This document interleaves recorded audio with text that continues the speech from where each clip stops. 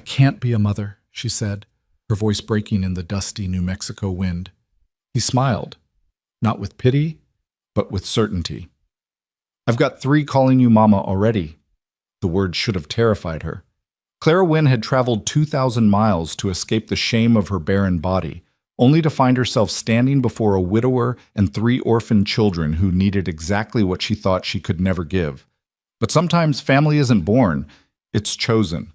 Stay with me until the end of this story and comment the city you're watching from so I can see how far this tale has traveled. The stagecoach lurched to a stop in a cloud of red dust, and Clara Wynne thought, for the 100th time that week, that she'd made a terrible mistake. Spring of 1875 had painted the New Mexico territory in shades of gold and crimson, the kind of landscape that looked beautiful in paintings but felt merciless under the actual sun.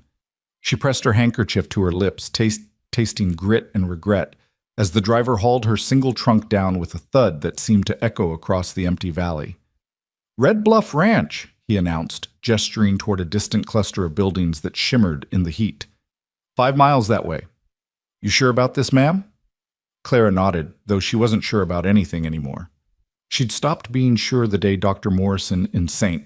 Louis had set down his instruments and told her with clinical detachment that her womb was inhospitable to life, as if her body were a hostile nation rather than the home she'd always imagined filling with laughter and small running feet. The whispers had started immediately. Poor Clara, such a shame. What man will want her now? Even her own sister had looked at her with that peculiar mixture of pity and relief that seemed to say, "Better you than me." So Clara had done what desperate women had done since the beginning of time. She'd run. West, where the land was wild and people asked fewer questions, where a teaching position and housekeeping job at a remote ranch seemed like exactly the kind of quiet obscurity she needed. The driver tipped his hat and climbed back onto his perch. "Good luck to you, Miss Wynne. You're going to need it out here." She watched the stagecoach disappear into a shrinking dot on the horizon, then picked up her satchel, the one containing everything she owned: 3 dresses, 2 books, a silver locket with her mother's picture, and the letter from Landon Pierce that had brought her here, seeking educated woman for teaching and household management, 3 children, room and board plus modest salary. Inquiries to Red Bluff Ranch, Mesa Verde region, New Mexico territory. It had been the 3 children that decided her. Not because she wanted to be near children, God, that would hurt too much, but because it meant she'd be busy, occupied, too exhausted at the end of each day to think about what she'd lost, or rather, what she'd never had. The walk to the ranch took longer than she'd anticipated. Her boots, sensible for Missouri mud, proved treacherous on loose desert stone. Twice she stumbled, catching herself on scrub brush that scratched her palms. The sun beat down like a physical weight, and her corset, already too tight for the altitude, made each breath a deliberate effort. By the time the ranch buildings came into clear view, Clara's dress was soaked through with perspiration, her face burned despite her bonnet, and she was seriously reconsidering every decision that had led to this moment. Red Bluff Ranch sprawled across a natural plateau, protected on 3 sides by rust-colored cliffs that gave the place its name. The main house was larger than she'd expected, 2 stories of weathered wood with a wide porch that wrapped around the front. Outbuildings scattered around it like children clustering near their mother. A barn, a stable, what looked like a bunkhouse, and several smaller structures she couldn't identify. It should have looked welcoming. Instead, it looked lonely. The kind of place where silence wasn't peaceful, but oppressive, where the wind carried ghosts instead of birdsong. Clara straightened her spine, smoothed her skirts, and approached the house with what remained of her dignity. A man stood on the porch, watching her approach with an expression she couldn't read. Landon Pierce, she presumed, though the letter hadn't prepared her for the reality of him. He was tall, maybe 6 feet, with the kind of broad shoulders that came from actual labor rather than good tailoring. His hair was dark, shot through with silver at the temples, and his face was weathered in that way that made men look either older or more distinguished, depending on your perspective. He wore simple rancher's clothes, denim pants, a faded blue shirt, boots that had seen better years. But it was his eyes that stopped her, dark brown, almost black in the shadow of the porch, and holding something that looked like carefully controlled exhaustion. This was a man hanging on by his fingernails, Clara realized, and she'd just arrived to either help him or make everything worse.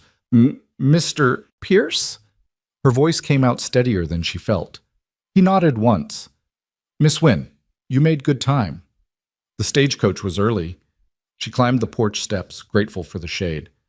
I hope my arrival isn't inconvenient. Something that might have been humor flickered across his face.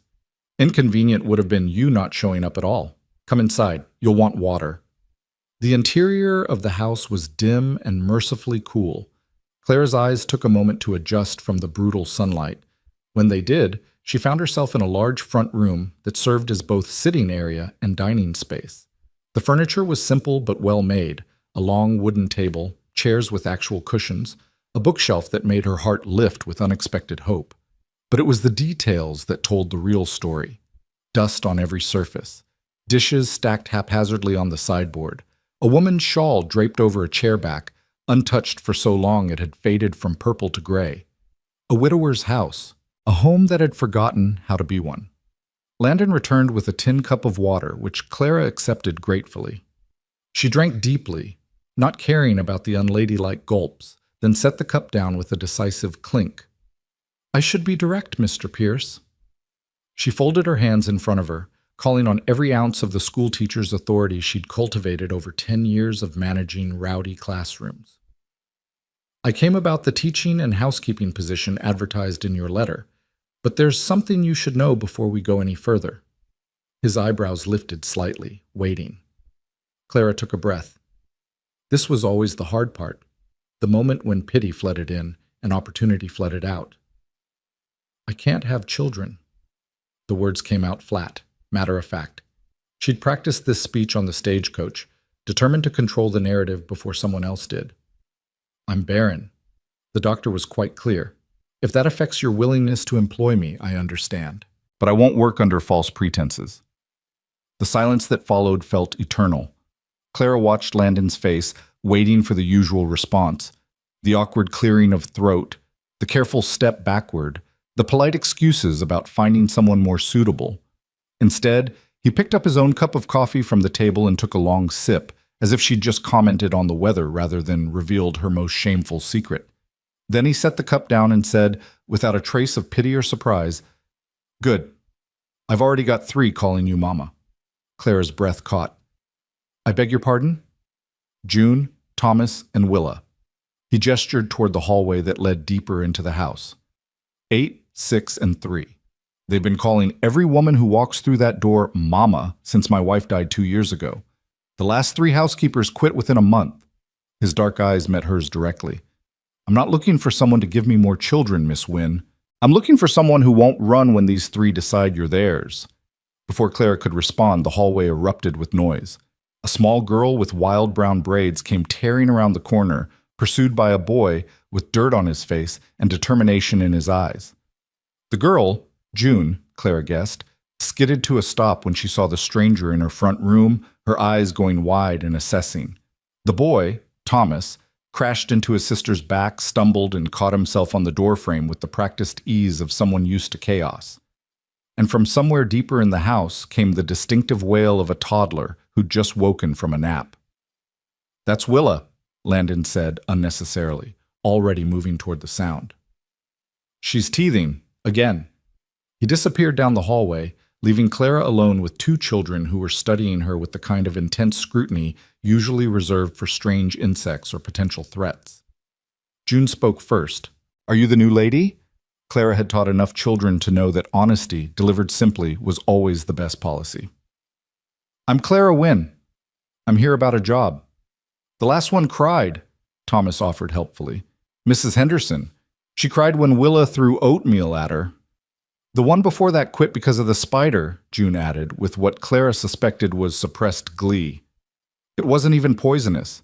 And the one before that, that's enough. Landon's voice came from the hallway, mild but firm. He emerged carrying a red-faced toddler who was indeed teething, if the drool-soaked front of her dress was any indication. Don't scare off Miss Wynne before she's even seen her room. Willa twisted in her father's arms to stare at Clara with enormous brown eyes. Her father's eyes, streaming tears. Her lower lip trembled. Clara, operating purely on instinct, reached into her satchel and pulled out a clean handkerchief. Not the dusty one from the stagecoach, but the embroidered one she'd been saving. She held it out to the little girl. "That's very pretty lace," she said quietly. "Would you like to hold it?" Willa's sobs hiccuped to a stop. A chubby hand reached out, grabbed the handkerchief, and immediately stuffed a corner of it into her mouth. "Willa, no," Landon started, but Clara shook her head. "It's just cloth. Let her have it." Something shifted in the room then, subtle but unmistakable. June and Thomas exchanged glances. Landon's shoulders dropped a fraction of an inch. Even Willa seemed to settle, gnawing contentedly on expensive embroidered linen. "Your room's upstairs," Landon said finally. "Second door on the right. It's small but private. There's a wash basin and a window that catches the morning light. Supper's at 6. I'll expect you to start teaching the older two tomorrow, if you're staying." It was phrased as a statement, but Clara heard the question underneath. She looked around the dusty house with its beautiful bones and neglected corners, at the three children watching her with varying degrees of hope and skepticism, at the widower who'd somehow managed to keep all of this together through sheer stubborn will. This wasn't what she'd expected. It wasn't the quiet refuge she'd imagined. It was messier, louder, more complicated. But standing there in that sun-striped front room with a teething toddler drooling on her handkerchief and two wild children waiting to see if she'd run, Clara felt something she hadn't felt since Dr. Morrison's pronouncement, needed. "I'm staying," she said. The room was exactly as Landon had described. Small, private, and catching the last rays of afternoon sun through a window that overlooked the eastern pastures. Clara set her trunk at the foot of the narrow bed and allowed herself one moment of pure exhaustion, sinking onto the mattress with a sigh. The straw tick was thin but clean. Someone, Landon, she presumed, had left a vase of wildflowers on the small table beside the bed.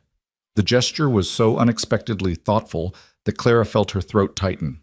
She unpacked methodically, hanging her 3 dresses in the narrow wardrobe, arranging her few books on the windowsill, setting her mother's locket on the table beside the flowers. The room transformed from bare space to something like home with each item placed. A soft knock interrupted her. "Miss Wynne?" June's voice, cautious. "Papa says supper's almost ready, and Thomas wants to know if you're really going to teach us." Clara opened the door to find both children hovering in the hallway, June still in her dusty dress, Thomas with what looked like fresh dirt on his face despite having been indoors. "I am," Clara confirmed. "Do you like learning?" Thomas shrugged. "It's okay. The last teacher only knew McGuffey readers. We've finished those already." June elbowed him. "Don't brag." "It's not bragging if it's true." "Children who finished McGuffey readers should certainly have learned better manners," Clara observed, but she softened it with a slight smile. "What would you like to learn?" The question seemed to surprise them. June's eyes lit up with sudden hope. "Stories? Real ones, not just primers? And mathematics?" Thomas added quickly. "Papa says I need to know figures for the ranch, but Mrs. Henderson only taught us addition." "Stories and mathematics," Claire repeated, filing the information away. Bright children, then, hungry for more than they'd been given. "I think we can manage that. Now, should we go see about this supper?" The dining room table had been set with mismatched plates and bent forks, but someone had attempted to make it nice. A checkered cloth, napkins folded if not precisely pressed. Landon was ladling stew from a pot when they entered. Willa perched on a high chair improvised from what looked like a regular chair with boards nailed across the arms. The toddler still had Clara's handkerchief clutched in one fist. "Sit anywhere," Landon said, not looking up from his task. "We don't stand on ceremony here." Clara chose a seat across from June, next to the high chair. The stew, when Landon set it before her, smelled better than she'd expected. Rich with meat and vegetables, seasoned with something that might have been sage. "You cook?" she asked, unable to hide her surprise. A ghost of a smile crossed his face. "I feed us. Whether it counts as cooking is debatable." "It's good," Thomas announced through a mouthful. "Better than Mrs. Henderson's. She burned everything." "Thomas." "Manners." Landon's voice was mild, but the boy immediately closed his mouth and chewed. They ate in relative silence, punctuated by Willa's cheerful babbling and the clink of spoons on tin plates. Clara found herself studying the family dynamic, the way June automatically cut her meat into smaller pieces for her little sister, how Thomas sat up straighter when his father looked at him, the careful distance Landon maintained even while serving second helpings. This was a family held together by routine and necessity, not warmth. It functioned, but it didn't flow. "Miss Wynne," June's voice pulled her from her thoughts. "Where are you from?"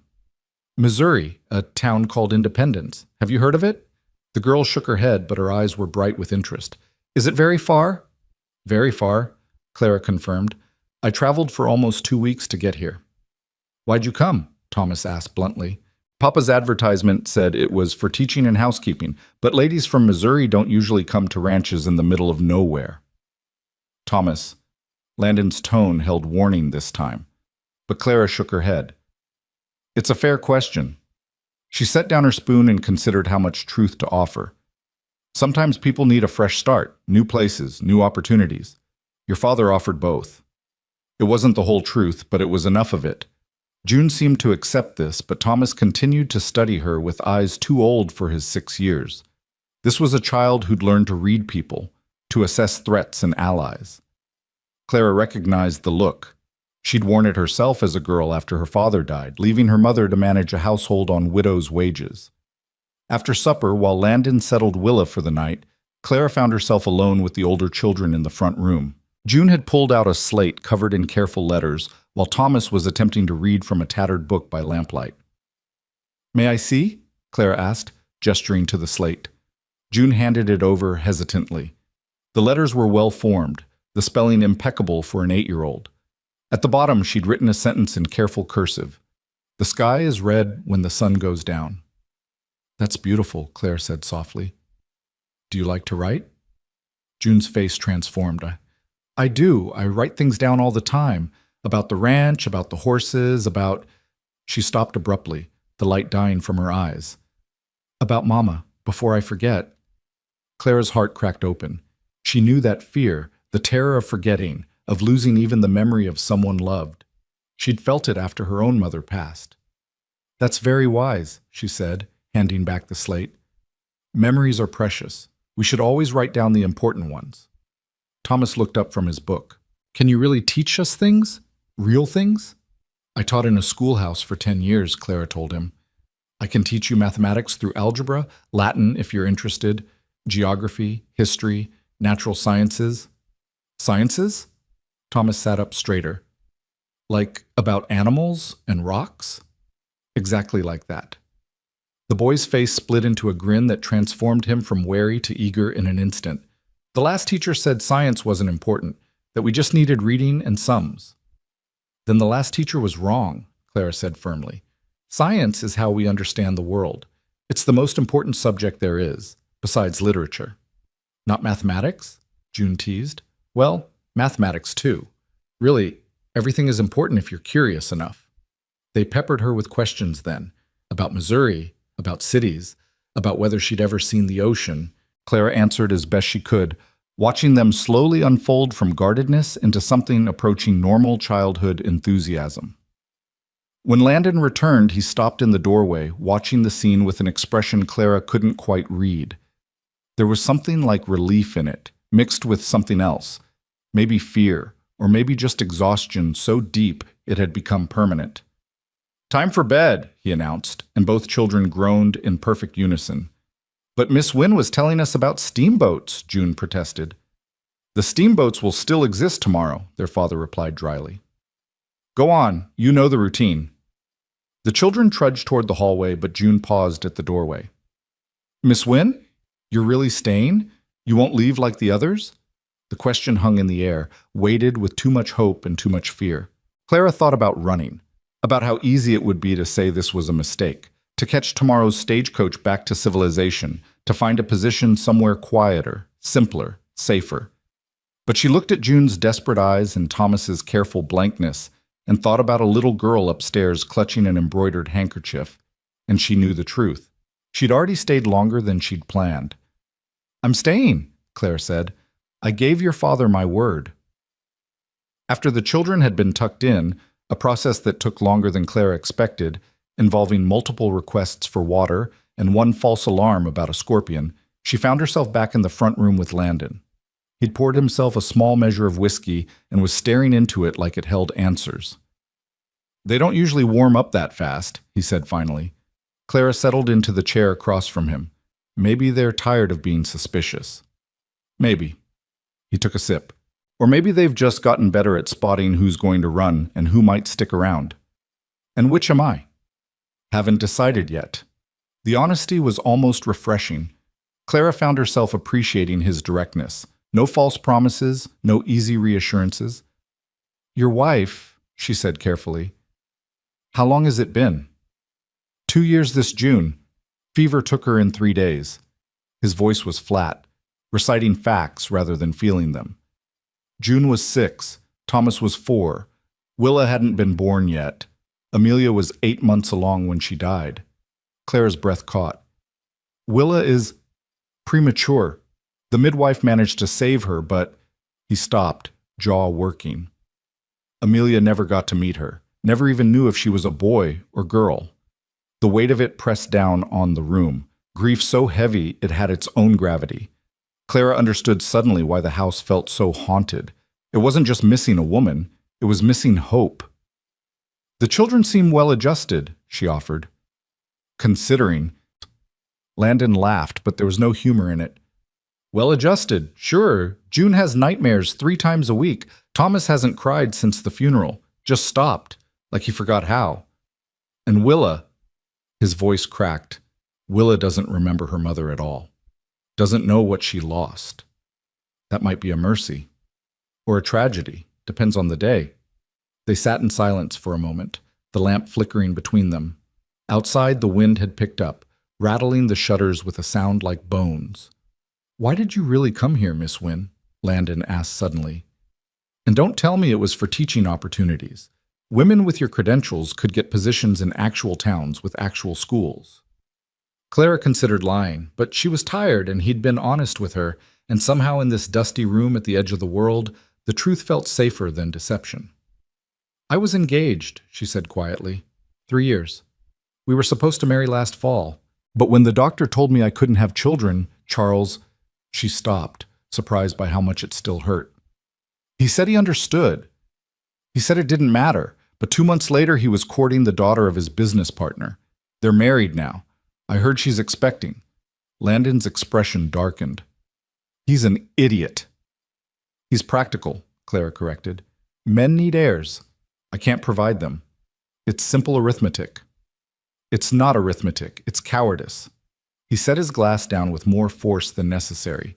Real men don't abandon their promises because circumstances change. Something warm flickered in Clara's chest. Not attraction, not yet, but something like recognition.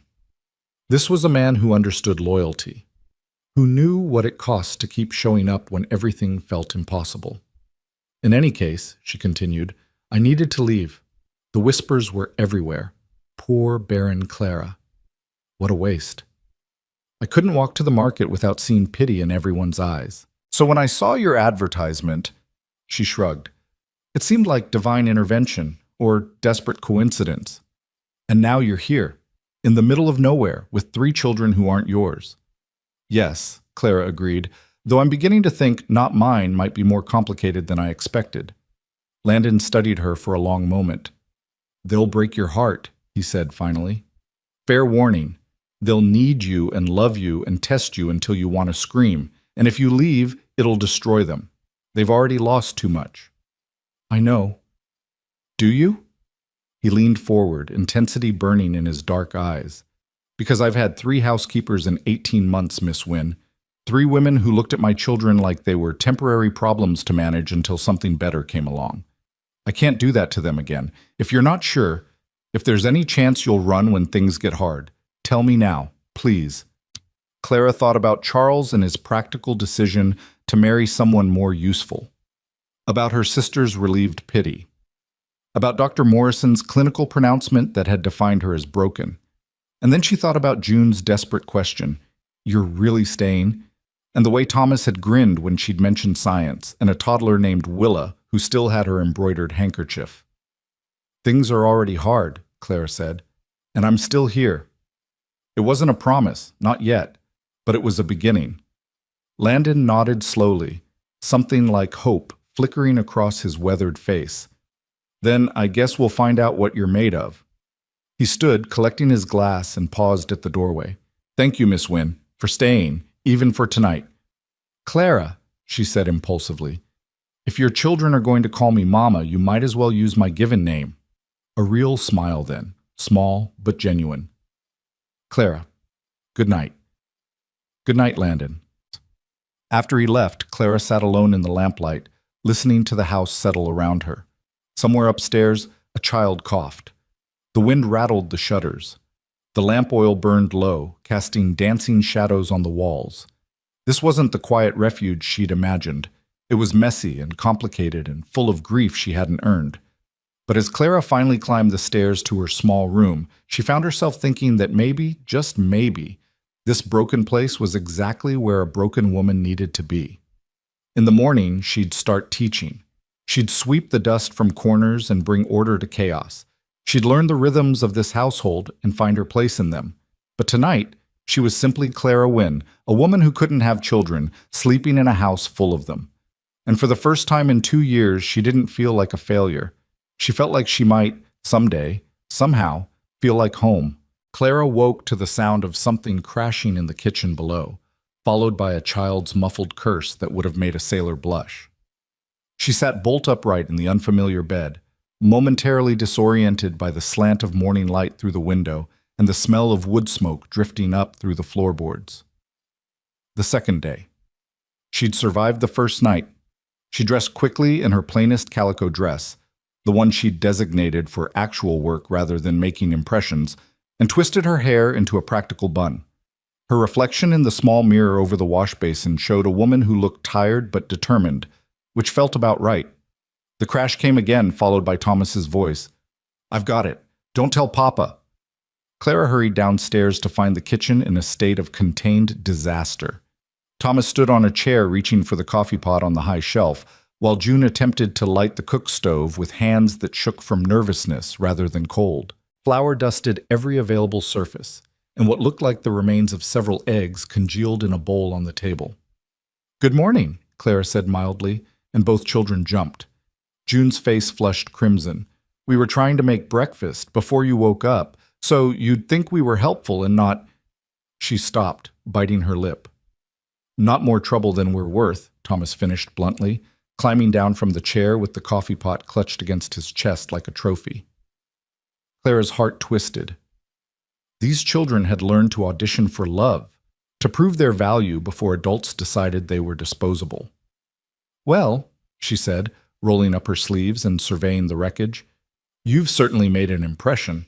Though next time, perhaps wait until I can supervise the egg-breaking part?" June looked like she might cry from relief.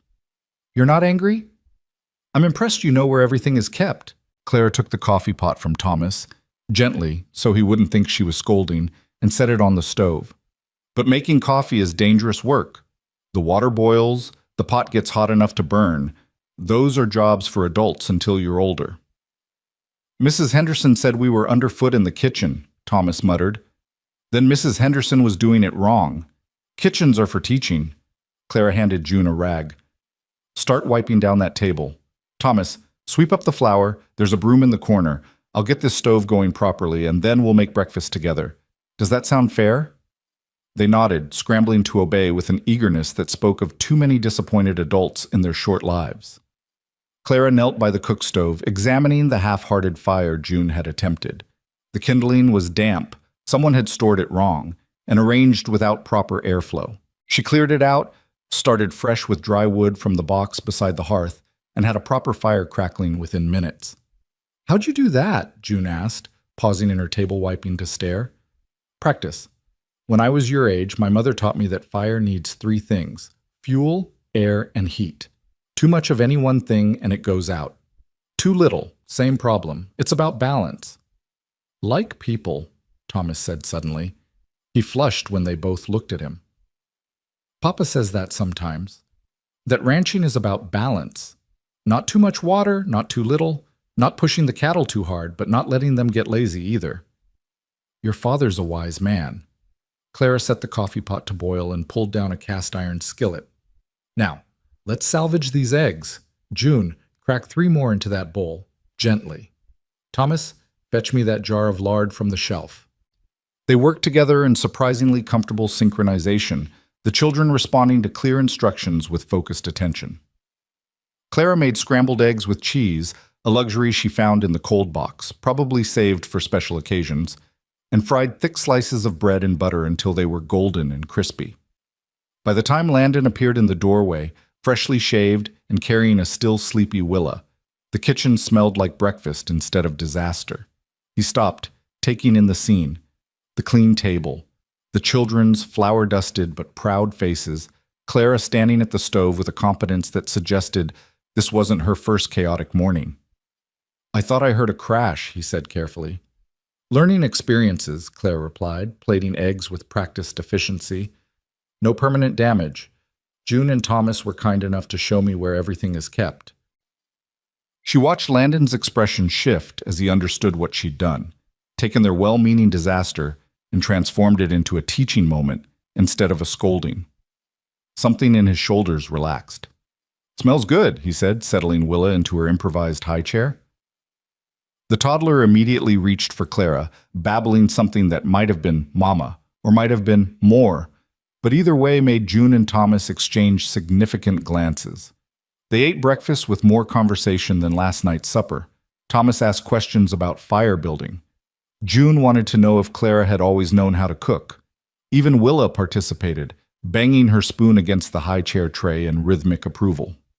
Landon said little, but Clara felt him watching her, assessing, calculating, trying to determine if this competence was real or performance. She didn't blame him. If she'd been burned by 3 failed housekeepers, she'd be suspicious too. After breakfast, while Landon headed out to handle ranch business, Clara set up an impromptu schoolroom at the dining table. She'd brought few possessions, but among them were 2 treasures she'd carried from Missouri, a primer of advanced reading that went well beyond McGuffey, and a mathematics workbook that had served her well with older students. June and Thomas appeared with their slates, eyeing the books with a mixture of hope and skepticism. All right, Claire began, settling into the familiar rhythm of teaching.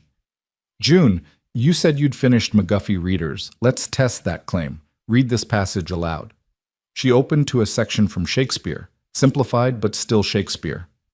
June's eyes widened, but she bent to the task, sounding out the unfamiliar words with careful deliberation. That's from a play, the girl said when she'd finished, about fairies. I don't understand all of it, but... She looked up hopefully. Is there more?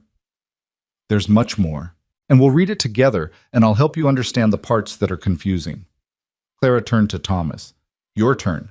If a rancher has 50 head of cattle and he sells 1/5 of them at market for $12 each, how much money does he make?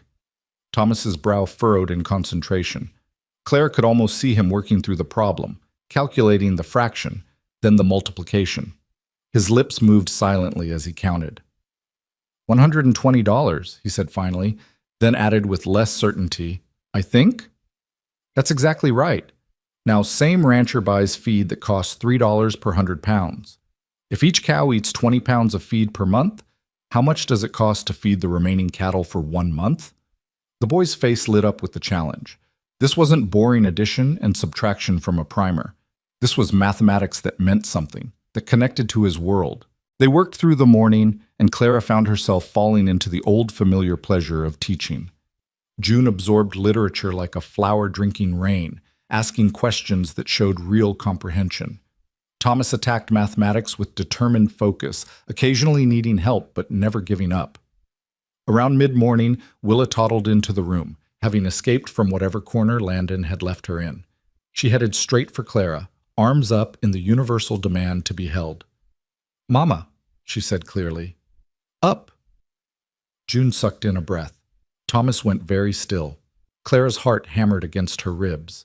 This was the moment, the first real test. She could correct the child, establish boundaries, make it clear she was Miss Wynne, the teacher and housekeeper, not their mother. But Willa's brown eyes were so trusting, her chubby arms so insistent, and Clara found she couldn't do it. Not today. Maybe not ever. She lifted the toddler onto her lap, settling her against one hip, while she continued explaining fractions to Thomas with her free hand. Willa leaned into her warmth, thumb finding its way to her mouth, and within minutes had fallen asleep against Clara's shoulder. When Clara looked up, she found June staring at her with naked hope. "The others always said no," the girl whispered. When Willa called them Mama, they said it wasn't proper, that she needed to learn the difference. "She's 3 years old," Clara said quietly, "and she's never known a mother. If it comforts her to have the word, what harm does it do?" "It means you're staying," June's voice cracked on the last word. "Doesn't it? You wouldn't let her call you that if you were going to leave." Clara looked at the sleeping child in her arms, at Thomas's carefully neutral expression that didn't quite hide his desperate attention, at June's eyes bright with tears she refused to shed. She thought about the promise she'd made to herself on the stagecoach, that she would keep emotional distance, that she would teach and manage the household but not get attached, that this would be a job and nothing more. That promise, she realized, had lasted approximately 14 hours. "I'm staying," Clara said, and felt the words settle into her bones like truth. "For as long as you'll have me." June burst into tears, not sad ones, but the kind that came from pressure finally released. Thomas ducked his head, but not before Clara saw him swipe at his eyes. Even Willa stirred in her sleep, as if sensing the shift in the room's emotional weather. They worked through the rest of the morning in a different atmosphere, looser, warmer, as if Clara's words had granted them permission to hope. When Landon came in for the noon meal, he found the 3 children clustered around Clara at the table, working together on a geography lesson that involved drawing maps in the dirt June had tracked across the floor. "Learning or making a mess?" he asked, but there was amusement in his voice. "Both," Clara replied. "The best education usually is." They ate cold beef and bread, Clara having been too occupied with teaching to prepare anything elaborate. Landon didn't complain. After the meal, he lingered while Clara cleaned up, the children having been sent outside to burn off energy. "They called you Mama," he said quietly, scrubbing a plate with more attention than necessary.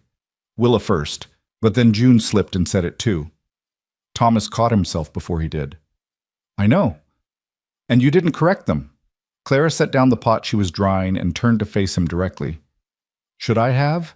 Those children have lost enough. If they need a word that brings them comfort, I won't take it from them." Landon was silent for a long moment, studying her face like he was trying to read a difficult passage. "You understand what that means, though? If you let them call you that, they'll believe it. They'll think—" He stopped, jaw working. "They'll think you're permanent." "Maybe I am." "You've been here 2 days, Clara.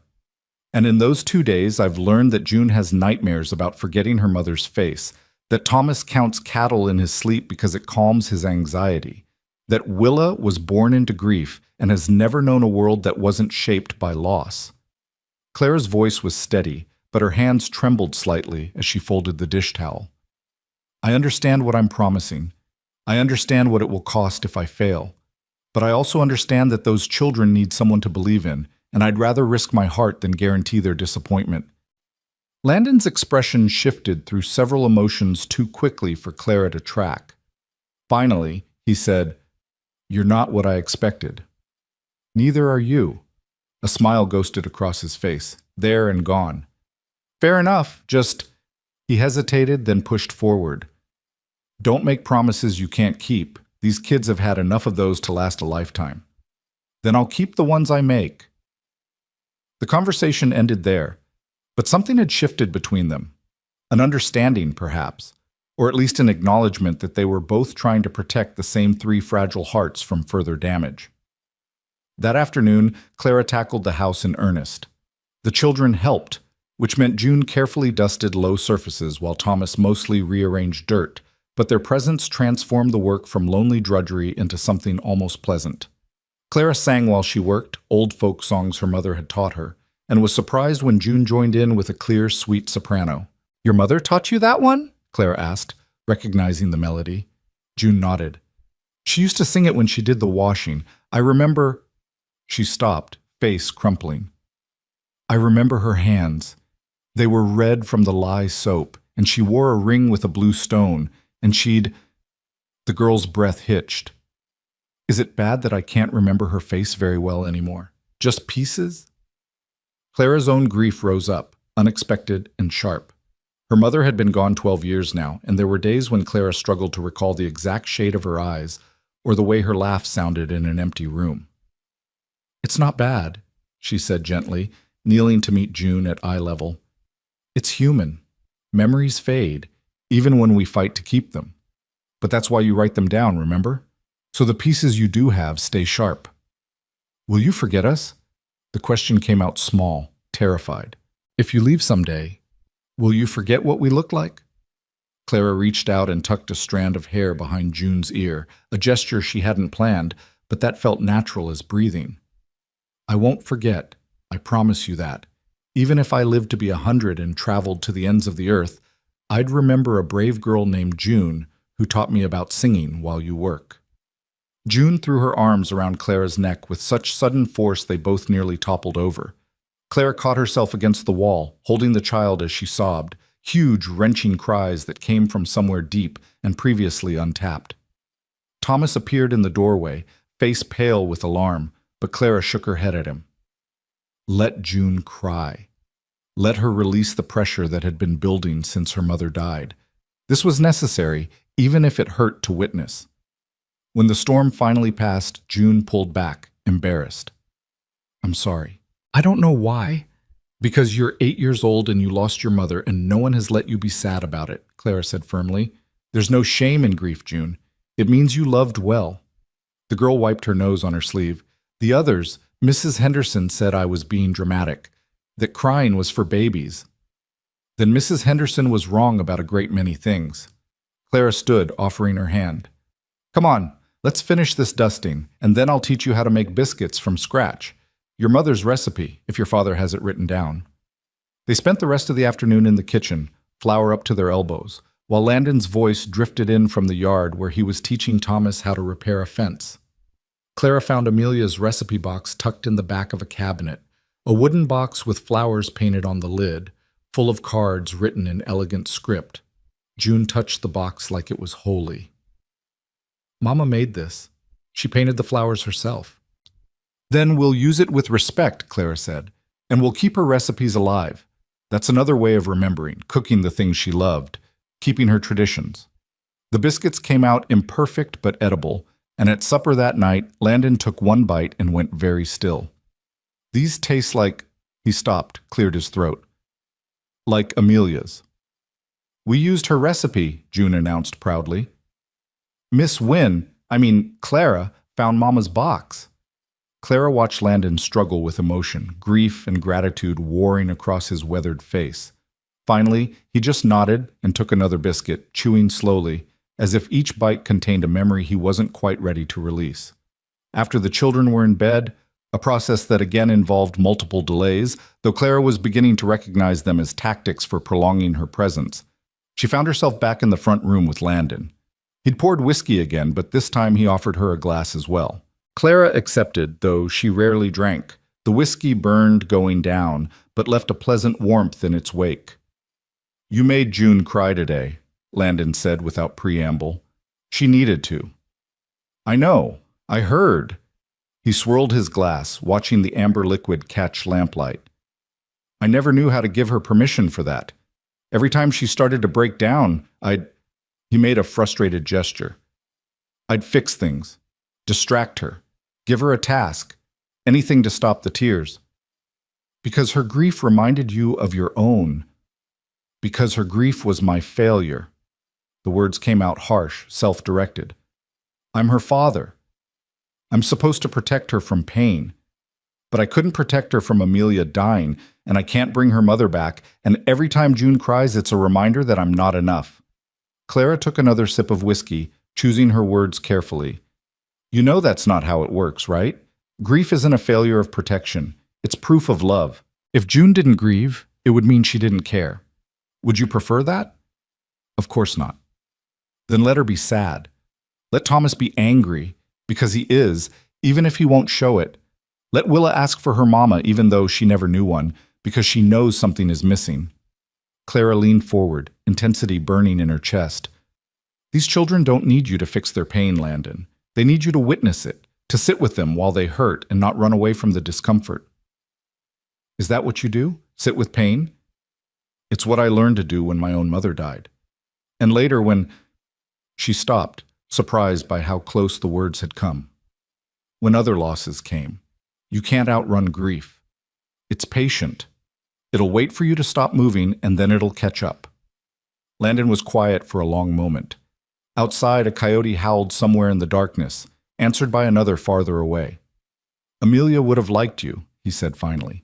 She always said this house needed noise and laughter, that ranch life was too quiet, too lonely. She'd have approved of you letting the children make a mess in the kitchen. Tell me about her? Clara asked softly. He did. Slowly at first, then with gathering momentum, Landon Pierce talked about his wife in a way Clara suspected he hadn't since she died. Amelia had been from Santa Fe originally, the daughter of a merchant. She'd met Landon at a dance and fallen for him despite her father's objections about marrying some cowboy with more land than sense. She'd loved gardening but could never keep anything alive in the harsh desert climate. She'd wanted more children. At least 6, she'd said.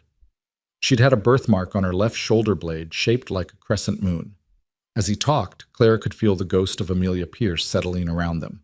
Not threatening, not jealous, but present. This house was still haunted by her, would always be haunted by her. Clara would be living in another woman's space, using her pots, following her routines. The thought should have been intimidating. Instead, it felt like being trusted with something precious. I'm not trying to replace her, Clara said when Landon finally fell silent. I couldn't, even if I wanted to. But I can honor her memory. I can love her children. Is that enough? Landon's eyes were bright with unshed tears. It's more than enough. His voice cracked. It's more than I had any right to ask for. They sat in comfortable silence after that, finishing their whiskey while the lamp burned low. When Clara finally rose to head upstairs, Landon stopped her with a gentle hand on her arm. Thank you, he said. For today. For all of it. For not running when things got messy. Clara smiled. The day I'm afraid of mess is the day I should give up teaching. Children are chaos in small human form. It's what makes them wonderful. She climbed the stairs to her room, her small sanctuary at the end of the hall. But before she could reach it, June's door creaked open. Clara. The girl's voice was small in the darkness. Are you really staying, even after I cried? Especially after you cried. Clara moved to the doorway, keeping her voice low so as not to wake Thomas in the adjacent room. Tears don't scare me away, June. They're just feelings trying to get out. Nothing wrong with that. The others said I was too much, too emotional, too needy. Then the others were fools who didn't deserve you. Clara crouched down to meet June's eyes. You are exactly the right amount of everything. Don't let anyone convince you otherwise. June launched herself forward, hugging Clara with desperate strength. I'm glad you came, she whispered against Clara's shoulder. I was so scared when Papa said there was a new lady coming. I thought, she hiccuped, I thought you'd be like the rest, mean or scared or just waiting to leave. I'm not like the rest, Clara said, surprised by her own certainty. I'm exactly where I'm supposed to be. After June was tucked back in, truly asleep this time, her breathing deep and even, Clara finally made it to her own room. She lit her small lamp and sat at the window looking out over the dark expanse of the ranch. The moon was nearly full, painting everything in shades of silver and shadow. She should have been exhausted, should have fallen into bed immediately after such an eventful day.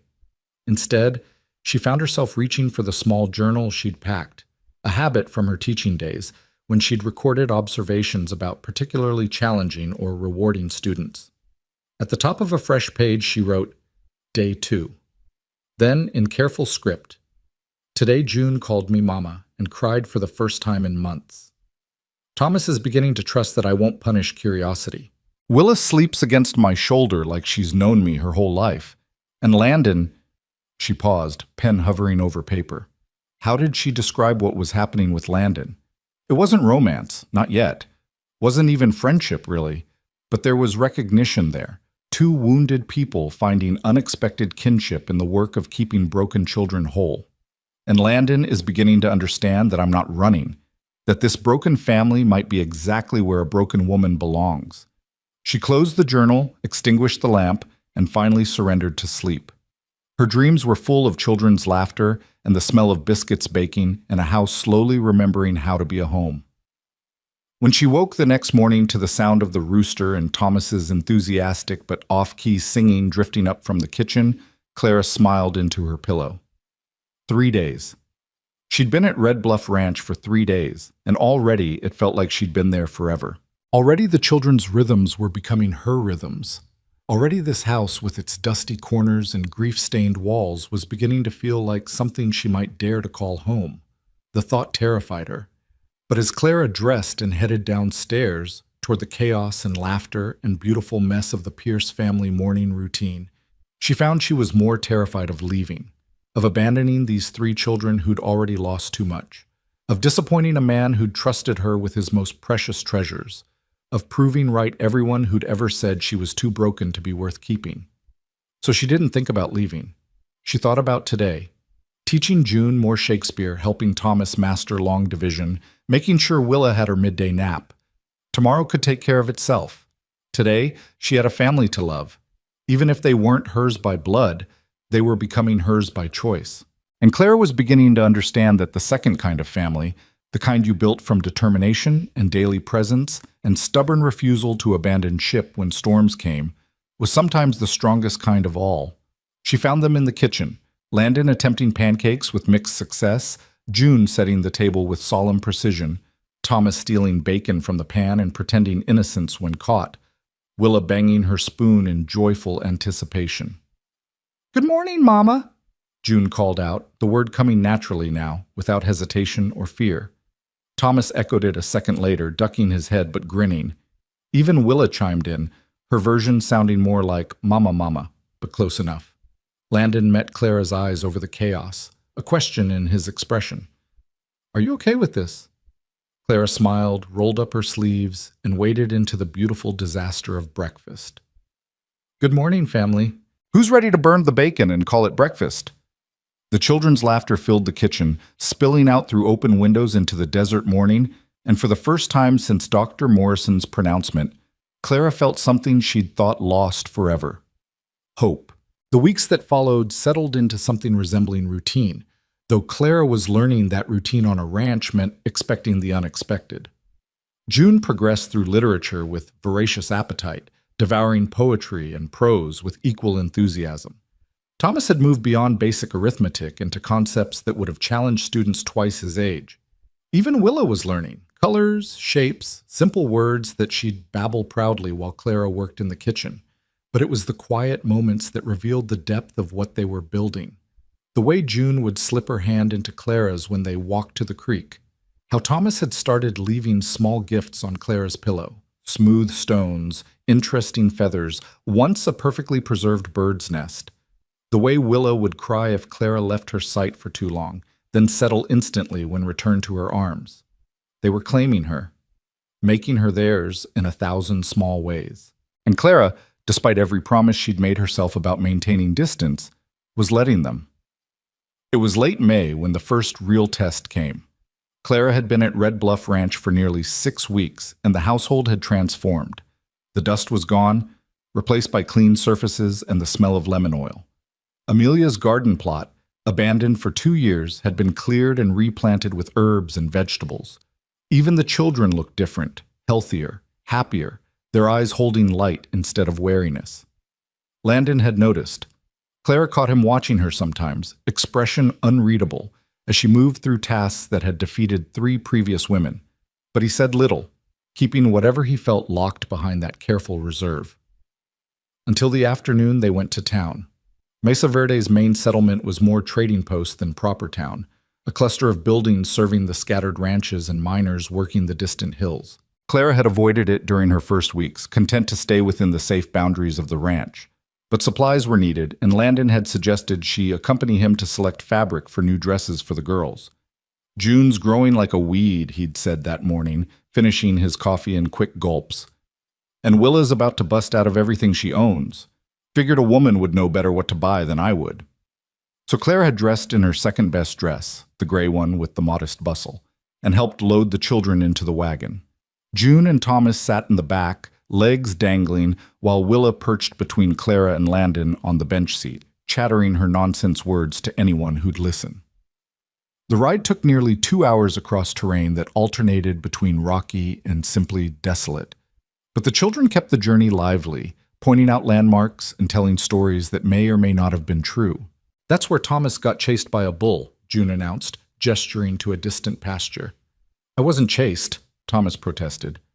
"I was strategically retreating. You were screaming like your pants were on fire." "Was not. Was too." Clara hid her smile behind her hand while Landon's shoulders shook with suppressed laughter. "You were definitely screaming," he confirmed. "Heard you from the house. Mrs. Henderson said it was undignified." "Mrs. Henderson never got chased by a bull," Thomas muttered, which was fair. The settlement appeared as a smudge on the horizon that gradually resolved into buildings. Clara counted perhaps 15 structures total: a general store, a saloon, what might have been a boarding house, and various smaller establishments whose purposes weren't immediately clear. Landon pulled the wagon up in front of the general store, a weathered building with a hand-painted sign declaring it Morrison's Goods and Provisions. He helped Clara down, his hand lingering a moment longer than strictly necessary, then lifted Willa while June and Thomas scrambled down on their own. "I need to see about supplies," Landon said. "Morrison usually has the order ready, but it'll take time to load. You all right taking the children to look at fabric?" Clara nodded, already feeling June's hand slip into hers. "We'll manage fine." The bell above the door jangled as they entered, and Clara was immediately struck by the overwhelming smell of everything: tobacco and leather and dried goods, and about 50 other scents competing for dominance. The store was cramped but well stocked, every available surface covered with merchandise. A thin man with spectacles looked up from behind the counter. "Landon Pierce, been wondering when you'd come by. Got your order in the back." His gaze shifted to Clara and the children, curiosity naked on his face. "And who might this be?" "Clara Wynne," she said, extending her hand with the confidence she'd learned as a teacher. "I'm helping Mr. Pierce with the children and household." "Ah." Morrison shook her hand, but his eyes had that look Clara was learning to recognize, the one that said he was already composing the story he'd tell his wife later. "Heard he'd brought in someone new. You're the fourth, ain't you?" "I suppose I am." "The others didn't last long. You planning to stick?" Before Clara could respond, June spoke up, voice clear and certain. "She's not like the others. She's our mama." The silence that followed was profound. Morrison's eyebrows disappeared into his hairline. Even Thomas looked surprised by his sister's boldness. Clara's heart hammered, but she kept her expression neutral. "I'd like to see your fabric selection, Mr. Morrison. The girls need new dresses." He gestured toward a corner where bolts of cloth were stacked. "Over there, take your time." Clara steered the children toward the fabric, acutely aware of Morrison's continued staring. June seemed oblivious to the bomb she'd just dropped, already examining a bolt of blue calico with critical eye. "This would look nice on Willa," the girl declared. "Matches her eyes." "It does." Clara ran her fingers over the cloth, testing quality. "But she'll outgrow it quickly. We should choose something durable." They were debating the merits of various patterns when another woman entered the store, middle-aged, well-dressed in a way that suggested she considered herself several rungs above the average ranch wife. Her gaze swept the store and landed on Clara and the children with laser focus. "Well," she said, voice carrying that particular sweetness that meant trouble, "you must be the new housekeeper everyone's talking about." Clara straightened, instinctively positioning herself between the woman and the children. "Clara Wynne, and you are?" "Margaret Dawson. My husband owns the Double D Ranch, north of Pierce's land." She moved closer, eyes cataloging every detail of Clara's appearance. "It's quite the topic of conversation, you know, the widower bringing in yet another woman to raise his children. I'm sure people have better things to discuss." "You'd think so, but when a man keeps cycling through housekeepers like their seasonal help—" Margaret's smile didn't reach her eyes. "Well, it does make one wonder what the situation is really like out there." June's hand tightened in Clara's. Thomas had gone very still, that careful blankness sliding over his features. Even Willa seemed to sense the tension, pressing closer to Clara's skirts. "The situation," Clara said clearly, is that 3 children needed stability, and I'm providing it. I'm not sure what else there is to wonder about. Oh, I'm sure your intentions are pure. Margaret's tone suggested she thought no such thing. It's just that the last 3 women had pure intentions too. Yet here you are, number 4. Makes a body curious about what drives them off. Maybe they just weren't suited to the work. Clara kept her voice level, but fury was building in her chest. This woman was saying these things in front of the children, as if they weren't standing right there, as if they couldn't hear every implied criticism of their father. Maybe. Margaret picked up a bolt of yellow fabric, examining it with feigned interest. Or maybe there's something about living in isolation with a widower that proves too complicated for decent women. The talk, you know. People do talk. Then people should find more productive ways to spend their time. Clara's tone must have finally registered because Margaret's smile froze. I'm only trying to help. Warn you, so to speak, before you get too attached to a situation that's likely temporary. Mama's not temporary, June burst out, tears streaming down her face. She's staying! She promised! The girl's anguish cut through Clara's anger like a blade. She knelt immediately, gathering June close. Hush now. I did promise, and I meant it. But she said, she's wrong. Clara met Margaret Dawson's eyes over June's head, and her voice could have frozen water. I'm not going anywhere. Margaret's face reddened. Well, I can see you've already gotten quite familiar with the family. I hope for your sake that familiarity doesn't lead to complications. Are you quite finished, Mrs. Dawson? The new voice came from behind them. Clara turned to find Landon standing in the doorway, arms crossed, expression darker than she'd ever seen it. Margaret startled. Mr. Pierce, I didn't realize, obviously. He moved into the store with deliberate steps, positioning himself beside Clara and the children. Because if you'd realized I was here, I imagine you'd have thought twice before insulting my family. I wasn't insulting anyone. I was merely, you were implying impropriety where none exists. You were questioning Miss Wynn's character in front of my children. You were spreading the kind of poisonous gossip that decent people should be ashamed of. Landon's voice remained calm, but there was steel underneath.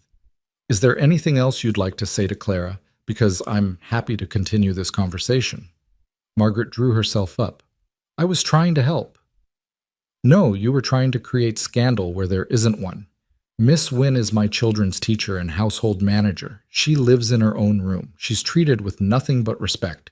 And even if none of that were true, even if every nasty implication you're making was accurate, it would still be none of your concern. He paused. Now, unless you're purchasing something, I believe you have other places to be. The woman's mouth opened and closed like a landed fish. Finally, she turned on her heel and swept out of the store, back rigid with affronted dignity. The bells jangling marked her exit like punctuation. Clara realized she was shaking. June was still crying against her shoulder, and Thomas had moved close enough that she could feel his warmth against her side.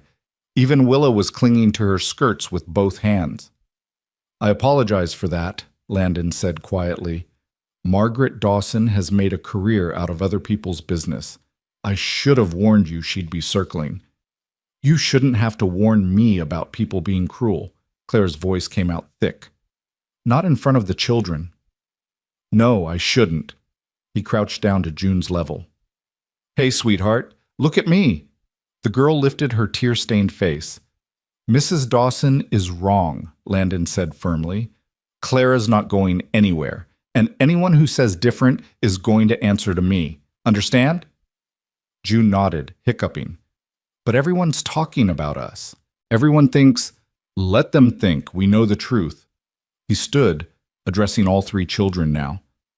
The truth is that Clara came here when we needed her most.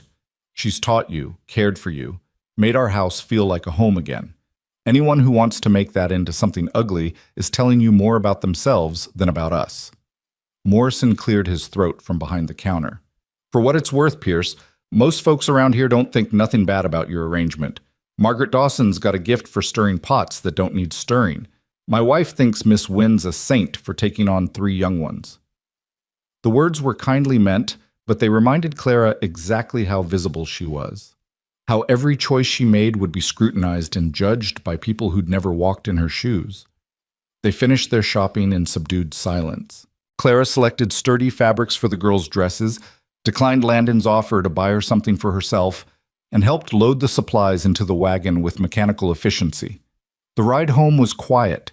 Even the children seemed drained by the confrontation, June dozing against Thomas's shoulder while Willa slept in Clara's arms. Landon finally broke the silence when they were an hour from the ranch. "You held your ground back there." "I was angry." "You had every right to be. Margaret Dawson's a—" He glanced at the children, modified his language. "She's not a kind woman. She said what others are thinking." Clara stared at the horizon, watching the red cliffs of home grow closer. "You know she did. We're an unconventional arrangement. People will always talk." "Does it matter?" His hands were steady on the reins, but Clara could see tension in his shoulders. "What they think. It matters for the children. They'll hear the whispers. June already has." June heard one bitter woman being vicious. That's not the same as truth. Clara turned to look at him. "But where's the lie, Landon? I live in your house. I sleep under your roof. I care for your children. In certain circles, that's enough for scandal, regardless of the reality. In certain circles, a woman's got no options but marriage or misery. You're choosing a third way. That always makes people uncomfortable." He was quiet for a moment. "Is that what this is about? You're worried about your reputation?" "I'm worried about theirs." Clara gestured to the sleeping children. "What happens when they go to town and someone makes a comment? When another child says their mama's not really their mama, that she's just hired help pretending? Then they'll tell the truth, that you're more of a mother than most blood relations ever managed to be." The words settled between them, heavy with meaning Clara wasn't quite ready to examine. She adjusted Willa in her arms, using the movement to avoid Landon's gaze. "Margaret said I was the fourth," she said finally. "The fourth woman you've brought in. You are." "What happened to the others?" Landon sighed. "The first one lasted 3 weeks, Mrs. Kershaw. Nice enough woman, but she couldn't handle the isolation. Cried herself to sleep every night. June heard her, and had nightmares. I sent her back to Santa Fe with a month's wages and an apology." "The second?" "Mrs. Henderson. You've heard the children mention her. She stayed 4 months, longest of the lot. But she was rigid. Everything had rules. The children couldn't be children around her. When she told Thomas he was wicked for getting his clothes dirty while doing ranch chores, I knew it was time for her to go." "And the third?" His jaw tightened. "Miss Elizabeth Morton, 22 years old, fresh from some finishing school back east. Her father sent her out here to build character before her society debut." He made a sound that wasn't quite a laugh. "She lasted 3 days, took one look at how much actual work was involved, and claimed she'd caught malaria. Was on the next stage back to civilization. So I'm following a proud tradition of failure. You're nothing like them." Landon's voice was firm. "Those women saw this as a job, a temporary inconvenience. You see it as—" He stopped, searching for words. "You see my children as people worth knowing, worth loving. That makes all the difference." Clara wanted to argue, to maintain the protective distance she'd started with, but the truth was softer and more complicated than she wanted to admit. "They make it easy," she said quietly. "To love them. They're remarkable children." "They are. And they've decided you're theirs. There's no going back from that, Clara. You know that, right? Even if you left tomorrow, you'd have marked them. They'd spend the rest of their lives measuring other people against you." The weight of it pressed down on her chest. "That's terrifying." "That's parenthood." He glanced at her, expression unreadable in the fading light. "Welcome to the club." They pulled into the ranch as the sun was setting, painting everything in shades of gold and crimson. Clara helped get the sleeping children inside and up to their beds, moving through the familiar routine with practiced ease. June woke enough to mumble something that might have been "love you" before burrowing back into her pillow. Thomas didn't wake at all, just shifted when Landon removed his boots. Willa stirred when Clara laid her in the crib, reaching out with one chubby hand. "Mama," she whispered, "stay."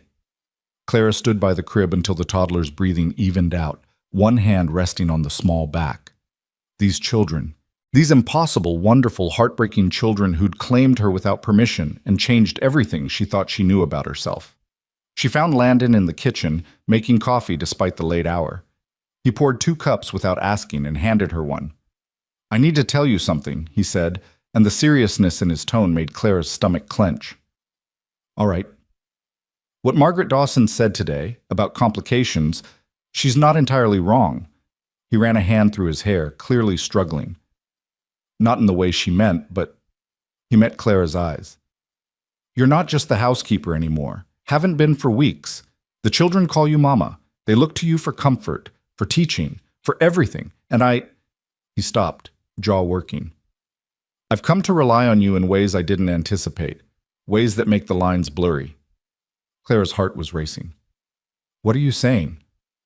"I'm saying that we should probably make this arrangement official, legal, before Margaret Dawson's gossip becomes something that actually harms the children." "Official how?" Landon set down his cup with deliberate care. "Marriage. Paper marriage, if that's what you want. Separate rooms, separate lives, but legal protection. The children would be legally yours. You'd have rights, security, and no one could question the propriety of the arrangement." The word hung between them like a challenge. Marriage. To a man she'd known less than 2 months. To formalize a relationship that was already complicated beyond measure. "That's not necessary," Clara managed. "I'm not worried about gossip." "Maybe you should be. Maybe I should be." His eyes were dark, intense. "Clara, if something happened to me, if I got kicked by a horse or thrown from the wagon or any of the 100 ways ranchers die, those children would be wards of the state. You'd have no claim to them. They'd be separated, sent to different families or orphanages. Everything you've built with them would be gone." The thought made her physically ill. June crying herself to sleep in some stranger's house. Thomas learning to wall off his emotions even more completely. Willa forgetting that she'd ever had a mama who loved her. "You're trying to manipulate me," she said, but there was no heat in it. "I'm trying to protect them. And you." He moved closer, not touching but near enough that she could feel his presence. "I'm not asking for a real marriage. I'm not asking you to share my bed or pretend feelings that don't exist. I'm asking you to let me give you the legal standing to be what you already are, their mother." Clara's thoughts were spinning. "And what do you get out of this arrangement?" "Peace of mind, knowing that if something happens to me, the children will stay with someone who loves them. Knowing that you're not going to wake up one day and realize you've wasted years of your life on someone else's family with nothing to show for it." "Is that what you think? That I'm here calculating my return on investment?" "No, I think you're here because you have a gift for loving broken things. But I also think you deserve better than being the eternal temporary woman in these children's lives." His voice softened. "You deserve to be chosen, claimed, made permanent." The words hit something deep and wounded in Clara's chest. Made permanent, as if she were something valuable enough to keep. "I need time to think," she whispered. "Take all the time you need. The offer stands, whenever you're ready." He stepped back, giving her space. "Or never, if that's your choice. Either way, you're part of this family now. That doesn't change." Clara escaped to her room and spent the night staring at the ceiling, thoughts churning. Marriage. To Landon Pierce. It should have felt like surrender, like admitting defeat in her original plan to maintain distance and independence. Instead, it felt like possibility, not romance. She wasn't naive enough to confuse legal convenience with love, but partnership. A formal acknowledgement of what they'd been building together these past weeks. A way to protect the children and give herself the security she'd never dared to want. But was that enough? Could she sign her name to a marriage built on pragmatism rather than passion? Could she spend her life in separate rooms with a man who saw her as a solution to a problem rather than a woman worthy of desiring? The questions kept her awake until dawn. She fell asleep just as the sun rose and was awakened what felt like minutes later by June's panicked voice in the hallway. "Clara, Papa, Willa's burning up." Clara was out of bed and moving before she was fully conscious, heart hammering. She burst into Willa's room to find the toddler writhing in her crib, skin flushed scarlet, breath coming in labored gasps. Fever, high fever, from the feel of her forehead. Landon appeared in the doorway, took one look, and went white. "Not again, please God, not again." Clara understood immediately. Amelia had died of fever, the same kind of sudden, vicious illness that could steal life in days. But there was no time for fear, only action. June, get me cool water and cloths. Thomas, run to the kitchen and bring up the whiskey. Landon. She met his terrified eyes. I need you to ride for the doctor. Now. The doctor's in Santa Fe. That's a full day's ride. Then you'd better ride fast. Clara's voice was steel. Go. I'll take care of her. He hesitated one more second, then turned and ran. Within minutes, Clara heard hoofbeats thundering away from the ranch. Then it was just her and 3 terrified children and a toddler burning with fever. Clara stripped Willa down to her underthings and began sponging her with cool water, working systematically to bring down the temperature. June and Thomas hovered nearby, pale and shaking. Is she going to die? June whispered. Like Mama did? No. Clara didn't know if it was true, but she said it with absolute conviction. She's not going to die. I won't let her. For the next 6 hours, Clara fought for Willa's life with nothing but water, whiskey for the fever, and desperate prayer. The toddler convulsed twice, her small body racked with seizures that left Clara's hands shaking. But each time she came through, each time she kept breathing. June and Thomas helped with quiet efficiency, fetching water, wringing out cloths, taking turns watching their sister while Clara forced down quick bites of food. They'd done this before, Clara realized. They knew the routine of crisis. They'd learned it the hard way when their mother died. By sunset, Willa's fever finally broke. Her skin cooled, her breathing eased, and she slipped into proper sleep instead of feverish delirium. Clara slumped against the wall, exhausted beyond words. June immediately crawled into her lap, Thomas pressed against her side. All 3 of them watched Willa sleep, not quite daring to believe the danger had passed. You saved her, June said quietly. The others would have run, would have said to get the doctor, and not known what to do while we waited. But you saved her. Clara pressed a kiss to the girl's hair. We saved her, all of us together. Mama saved her, Thomas said firmly. Mama knew what to do. The word didn't feel honorary anymore. It felt earned, claimed through crisis and terror and the stubborn refusal to let death steal another child from this house. When Landon finally returned near midnight, the doctor following on a slower horse, he found Clara asleep in the chair beside Willa's crib, with June and Thomas curled on the floor beside her. The doctor examined Willa, declared her out of danger, and left instructions for continued care. Landon paid him, saw him out, and returned to find Clara awake. You saved her, he said, voice rough. The doctor said another few hours without treatment, and he stopped, unable to finish. Clara stood on shaking legs. I did what any mother would do. You're not any mother. Landon closed the distance between them. You're their mother. Mine to claim, if you'll have them. If you'll have us. Clara looked at the sleeping children, June and Thomas on the floor, Willa peaceful in her crib. This family that had somehow become hers without her permission. This life she'd stumbled into thinking it would be temporary, and that had proven to be anything but. Ask me again, she whispered. About marriage. Ask me again. Landon's eyes searched hers. Marry me, Clara Wynne. Not for convenience or protection or any practical reason. Marry me because these children need you. Because I need you. Because you're already family in every way that matters. And I want to make it permanent. Clara thought about Charles, who'd loved her right up until she became inconvenient. About the doctor who'd declared her broken. About a lifetime of being told she wasn't enough. And then she thought about June's desperate question. You're really staying? And Thomas's careful gifts left on her pillow, and Willa's feverish body cooling under her hands. She thought about a man who'd offered her forever without demanding anything she couldn't give. Yes, she said. Yes, I'll marry you. Landon's expression cracked open with relief and something that looked almost like joy. You mean it? I mean it, Clara managed a tired smile. Though I reserve the right to change my mind if you turn out to be terrible at marriage. He laughed, real laughter, the first she'd heard from him. Fair enough. Though given that we're starting with separate rooms and no expectations, I figure the bar is pretty low. They stood there in the dim room, 3 sleeping children around them, and Clara felt something shift in her chest. Not love. Not yet. Not romantic love, anyway. But something solid.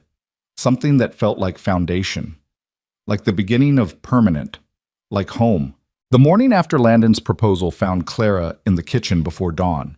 Hands wrapped around a cup of coffee she was too anxious to drink. Her acceptance hung in the air like smoke. Substantial but shapeless. And in the cold light of near morning, she was beginning to question her own sanity. Marriage. She'd agreed to marriage. To a man she'd known for 6 weeks. A practical arrangement, yes, but still binding. Still permanent in ways that terrified her. "You're up early."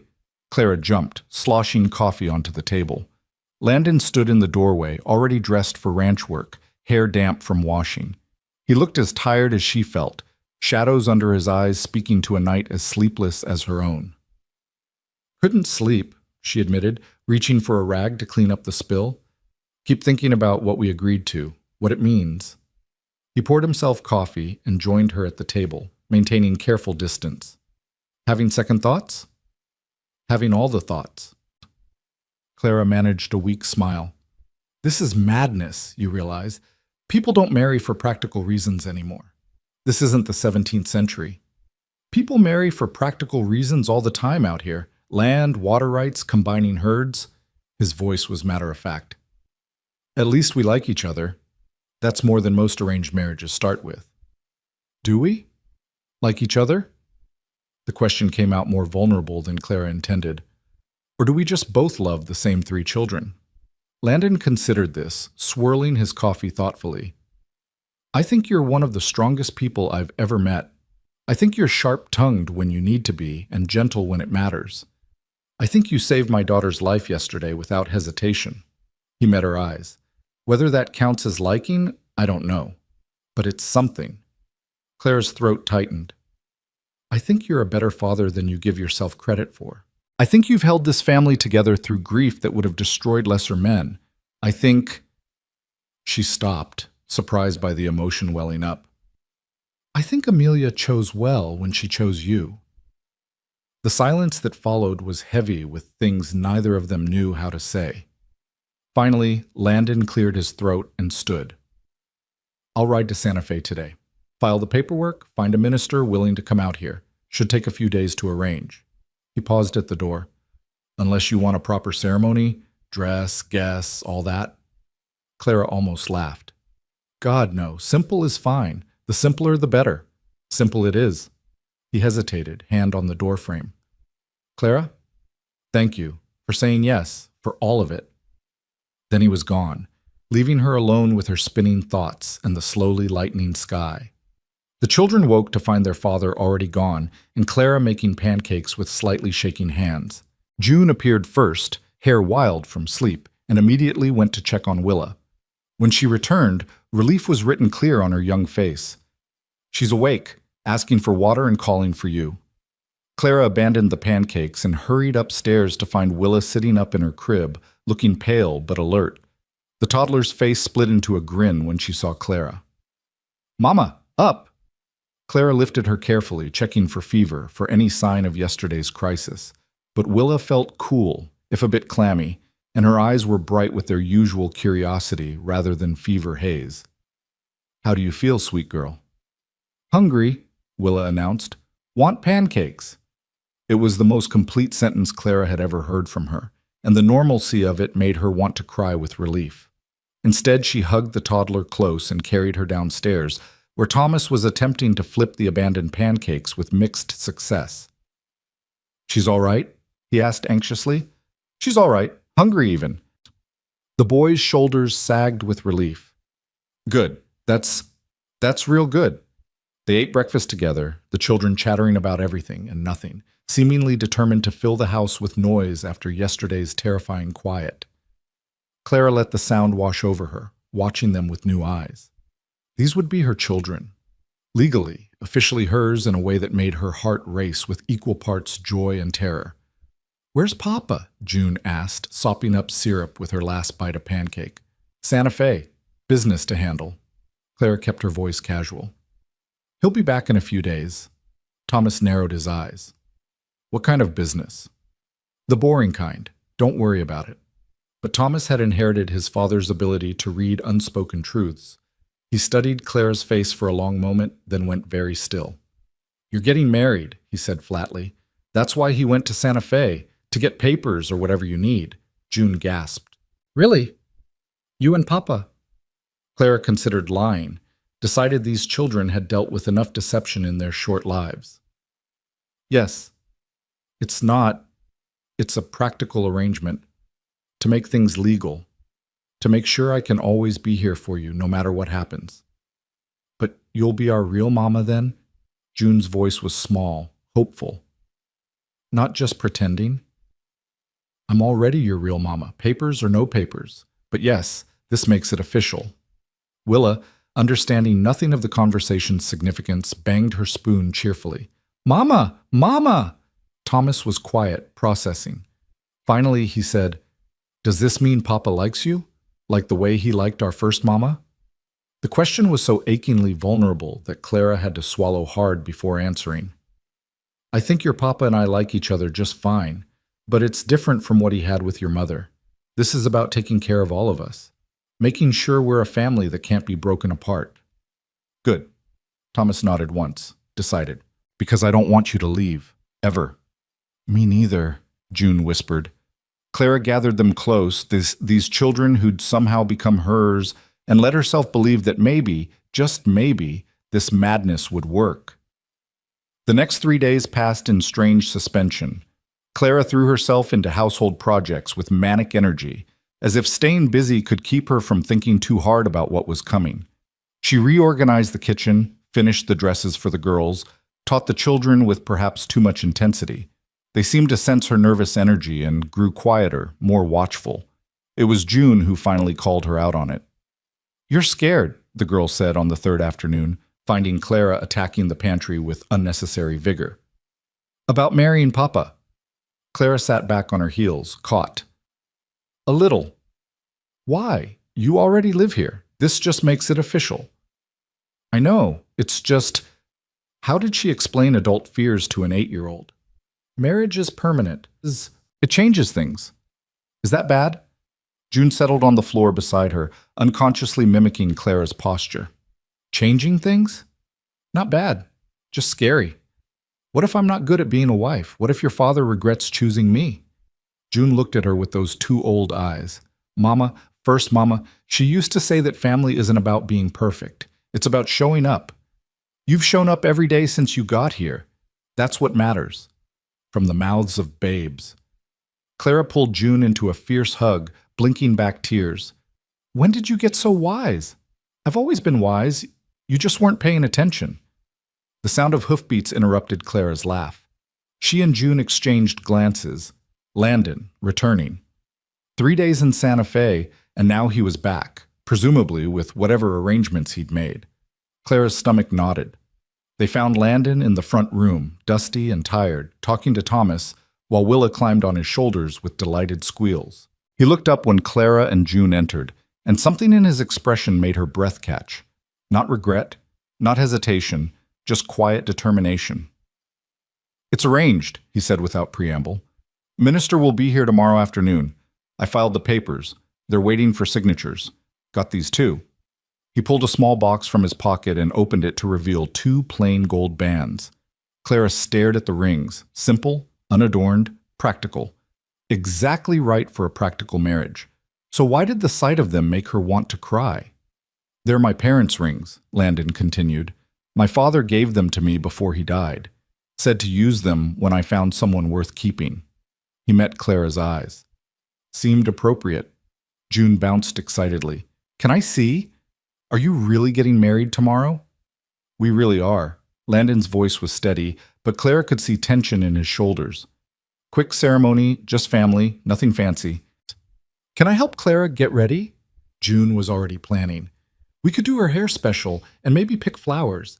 "June, breathe," Clara managed to smile. "It's just a formality. No need for fuss." But June was already gone, running to tell Thomas the news and probably wake Willa from her nap in the process. The sudden silence left Clara and Landon alone, the space between them charged with unspoken questions. "Having second thoughts?" he asked quietly. Constantly. Clara moved to the window, staring out at the red cliffs that had become so familiar. But I haven't changed my mind, if that's what you're asking. What are you afraid of? The question was gentle, but it cracked something open in Clara's chest. She turned to face him, decision made to be honest, even if it hurt. I'm afraid of not being enough. Of you waking up one day and realizing you've tied yourself to a barren woman who can never give you more children. Of the children growing up and not needing me anymore. Her voice broke. Of building a life here and having it taken away because I'm not really the mother, not really the wife, just the woman playing at both. Landon crossed the room in 3 long strides and took her hands in his. The touch was warm, calloused, solid. Listen to me. You are enough. You've always been enough. The fact that you can't bear children doesn't make you less. It makes you available to love the ones who need you most. His voice was fierce. As for tomorrow, I'm not promising you romance or passion or any of the pretty things people usually promise at weddings. But I'm promising you this. You will be legally bound to those children. You will have rights that can't be taken away. And if anything happens to me, you will inherit everything. This ranch, the money, all of it. So you'll never be dependent on anyone's mercy again. Clara's eyes burned. I'm not doing this for money. I know. That's why I want you to have it. He squeezed her hands gently. Clara, you saved my family. Let me give you security in return. It's the least I can do. Before she could respond, Thomas appeared in the doorway. Miss Clara, June's trying to cut flowers with the kitchen knife. Thought you should know. The moment broke. Clara laughed shakily and went to prevent her future daughter from either dismembering herself or destroying the garden. But she carried Landon's words with her like armor against the doubt. You are enough. You've always been enough. The next morning dawned clear and bright, the desert air crisp with the promise of summer. Clara woke to find June and Willa already in her room, the older girl holding a dress Clara had never seen before. It was my first mama's, June said shyly. Papa said you could wear it if you wanted, for today. It's not white or anything fancy, but she held it up. It's pretty. The dress was indeed pretty. A soft gray-blue cotton with simple embroidery at the collar and cuffs. Amelia's dress. Amelia's wedding, perhaps, or some other significant occasion. Claire should have felt strange about wearing a dead woman's clothes to marry that woman's husband. Instead, she felt honored, as if Amelia herself was giving blessing to this strange arrangement. It's perfect, Clara said, taking it gently. Help me get ready? What followed was perhaps the most unconventional wedding preparation in the history of the New Mexico territory. June attacked Clara's hair with a brush and determination, creating an elaborate updo that would have done a society matron proud. Willa contributed by scattering wildflowers across every available surface, including Clara's bed. Thomas appeared briefly to announce that the minister had arrived and Papa was acting weird, then disappeared again. When Clara finally descended the stairs in Amelia's dress, hair-pinned and heart-hammering, she found the front room transformed. Someone, probably Landon, had cleared away clutter and brought in flowers from outside. The minister stood by the fireplace, a weathered man with kind eyes, who looked like he'd performed his share of unconventional ceremonies. Landon stood beside him in a clean shirt and his best trousers, hands clasped behind his back. When he saw Clara, his expression shifted into something she couldn't quite read. You look... He stopped, started again. The dress suits you. June insisted. Clara managed a smile despite her nervousness. Something about honoring Amelia. She would have liked that. Would have liked you. Landon offered his arm. Ready? No, not remotely, but Clara took his arm anyway and let him lead her to stand before the minister. The ceremony was mercifully brief. The minister spoke about commitment and family, about the bonds that transcend blood. He asked if they understood they were making sacred vows, even if the circumstances were unusual. Both answered yes. Then came the promises. Do you, Landon James Pierce, take Clara Wynne to be your lawfully wedded wife, to honor and protect, in sickness and health, for as long as you both shall live? I do. Landon's voice was steady. And do you, Clara Wynne, take Landon Pierce to be your lawfully wedded husband, to honor and stand beside in sickness and health for as long as you both shall live." Clara looked at the man beside her, this widower who'd offered her sanctuary and security without demanding she be anything other than herself.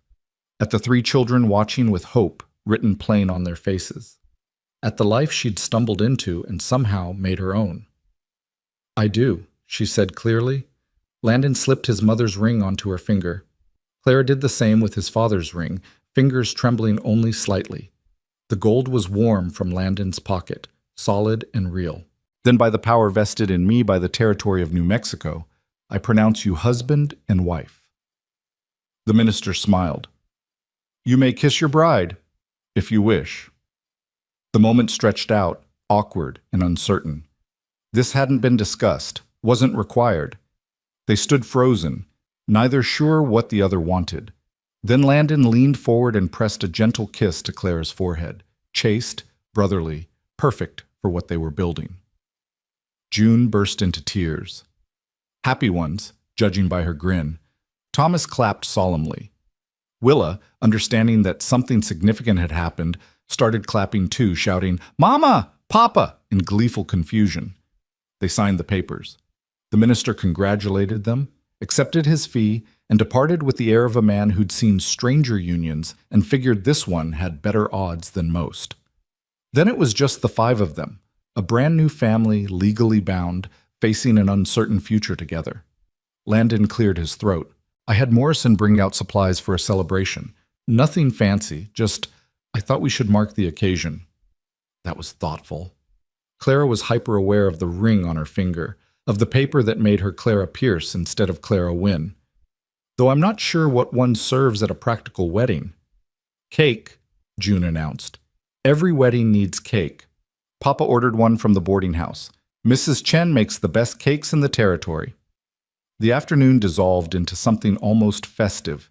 They ate cake that was indeed excellent, drank lemonade, and the children performed an impromptu show that involved Thomas reciting multiplication tables and June reading poetry with dramatic flair.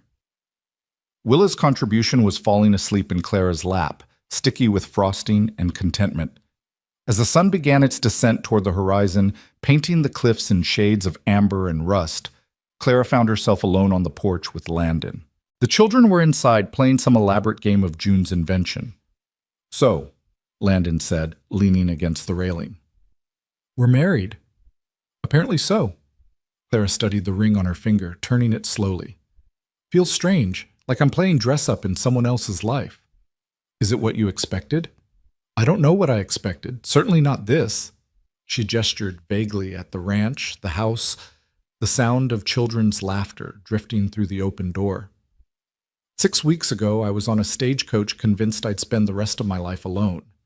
Now I'm married with 3 children. It's absurd." Absurd, but good. There was vulnerability in the question, quickly hidden, but there. Clara considered. Was it good? She'd given up her independence, tied herself legally to a man she barely knew, taken on responsibility for 3 children with complicated needs and deeper trauma. By any reasonable measure, she'd made a reckless decision. But June was inside, laughing without that shadow of fear in her eyes. Thomas had started leaving his carved animals in the main room instead of hiding them in his room, a sign of trust, of claiming space.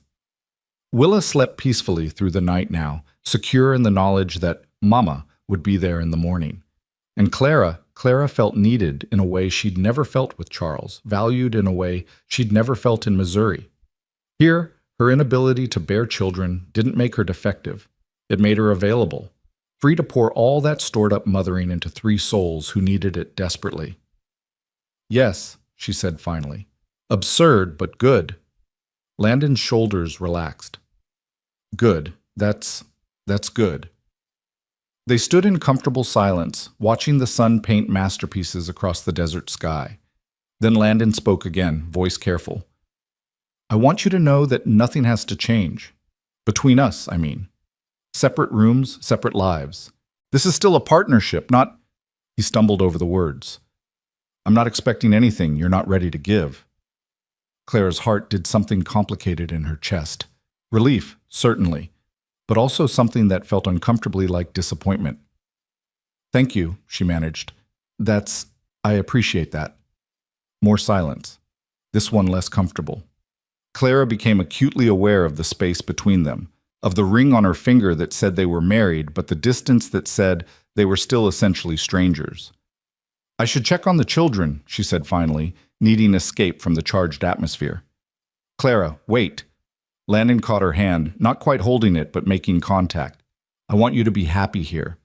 I know this isn't what you probably dreamed of, practical marriages and ranch life and other people's children, but I'll do my best to make sure you don't regret this. I promise you that. She looked at their hands, his large and work-roughened, hers smaller but equally marked by labor. Two people brought together by necessity and circumstance, trying to build something worthwhile from the wreckage of their separate disappointments. I don't regret it, Clara said softly. I'm terrified by it, and I have no idea what I'm doing, but I don't regret it. Landon's grip tightened briefly, then released. That's all I needed to hear. That night, after the children were finally asleep, a process that took longer than usual, partly because they were excited, and partly because they kept finding excuses to check that Clara was still there, she found herself standing in the hallway between her room and Landon's. Her room. Still her room, despite the marriage. The arrangement hadn't changed, just the paperwork. But as Clara prepared for bed in her small space, she couldn't help thinking about the man down the hall. Her husband, in-law if not in practice. They'd promised to honor each other, to stand beside each other, to build a life together. But what did that mean, practically? How did two people navigate a marriage built on necessity rather than love? She was still pondering when a soft knock interrupted her thoughts.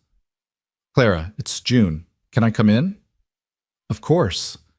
June slipped inside, wearing her nightgown and carrying her slate. She climbed onto Clara's bed without asking, settling cross-legged against the pillows. Can't sleep? Clara asked, sitting beside her. Too much thinking. June studied her slate, running fingers over the frame. Today was good. The wedding, it felt right. Does that make sense? Perfect sense. Thomas said it's weird that we're happy about it, that most kids would be mad if their papa married someone new, but I'm not mad. June looked up, eyes earnest. I'm glad. Is that bad? Is it mean to First Mama? Clara's heart twisted. Oh, honey, no, it's not mean. Your First Mama loved you and wanted you to be happy. She'd be glad you have someone to take care of you. You really think so? I know so. Love doesn't run out just because someone new comes along. You can love me and still love her memory. Both things can be true. June was quiet for a moment, processing. Then, do you love Papa? The question caught Clara off guard. It's complicated. That means no. June said it matter-of-factly, without judgment. That's okay. First Mama said love takes time. That she didn't love Papa right away either. She had to learn him first. She leaned against Clara's shoulder. Maybe you just need time to learn him. Maybe so. Clara wrapped an arm around the girl. Are you okay with that? With us figuring things out as we go? As long as you don't leave. You won't leave now, right? Even if you decide you don't like being married? I won't leave. I promised, remember? And I keep my promises. June sighed, a sound of pure contentment. Good. Because Thomas would be really mad if you left. He doesn't show it, but he loves you. We all do. The words settled around Clara like a blanket. Warm, heavy, undeniable. These children loved her, had claimed her as their own despite knowing her for barely 2 months, had decided she was worth keeping and damn the consequences. I love you too, Clara whispered. All of you. So much it scares me sometimes. That's what Papa says about us. That loving people is scary because you might lose them. June yawned, the excitement of the day finally catching up. But Thomas says the scary things are usually worth it. Thomas is very wise. Don't tell him that. His head's already too big. Clara laughed softly and helped June back to her own room, tucking her in with the practiced ease of someone who'd been doing this for years rather than weeks. The girl was asleep before Clara even reached the door, worn out by emotion and celebration. Back in her own room, Clara caught sight of her reflection in the small mirror. Clara Pierce now, legally if not emotionally. A wife. a mother, a rancher's woman. All the things she'd thought she'd be with Charles, achieved in the most unexpected way possible. The ring glinted on her finger, plain gold, inherited, practical. Just like their marriage, just like their family. But as Clara finally slipped into bed, she found herself hoping that maybe, someday, practical could become something more. That learning someone, as June had put it, might lead to loving someone. It was too early to think about such things, too complicated, too risky. They'd agreed to a paper marriage, to separate rooms and separate hearts. Yet lying there in the darkness, listening to the sounds of her family sleeping around her, Clara couldn't help but wonder if agreements made in fear were meant to be broken. If two people drawn together by necessity might find something resembling joy in the process. If a barren woman and a grieving widower might somehow build something beautiful from their broken pieces. Only time would tell. But for tonight, Clara was content to be Clara Pierce, wife and mother, still figuring out what those titles meant but no longer running from them. The future could wait. Tonight she had a ring on her finger, 3 children sleeping safely under her roof, and a husband who'd promised to honor her exactly as she was. It wasn't the life she'd planned, but maybe, just maybe, it was the life she needed, and that would have to be enough. The first week of marriage passed in careful politeness, both Clara and Landon navigating their new arrangement like dancers learning unfamiliar steps. They maintained their separate rooms, their separate routines, speaking primarily about household matters and the children's needs. It was cordial, functional, and increasingly suffocating. Clara told herself this was what she'd agreed to. A practical marriage, partnership without passion, security without surrender. But late at night, lying alone in her narrow bed, she couldn't stop thinking about the man down the hall. The way his voice softened when he talked to Willa. How his hands moved with unconscious grace when he worked with wood or leather. The rare smiles that transformed his weathered face into something almost beautiful. She was beginning to understand what June had meant about learning someone. And the more Clara learned about Landon Pierce, the more she wanted to know. It was Thomas who finally broke through the artificial distance they'd constructed. 2 weeks after the wedding, Clara found the boy in the barn, attempting to saddle a horse that was clearly too large for him. His face was set with determination, but his hands shook as he struggled with the heavy leather. "Thomas, what are you doing?" He jumped, nearly dropping the saddle. "Nothing, just, I need to ride out to the north pasture, check on something." "That's your father's job." "Papa's busy, and I can do it. I'm not a baby."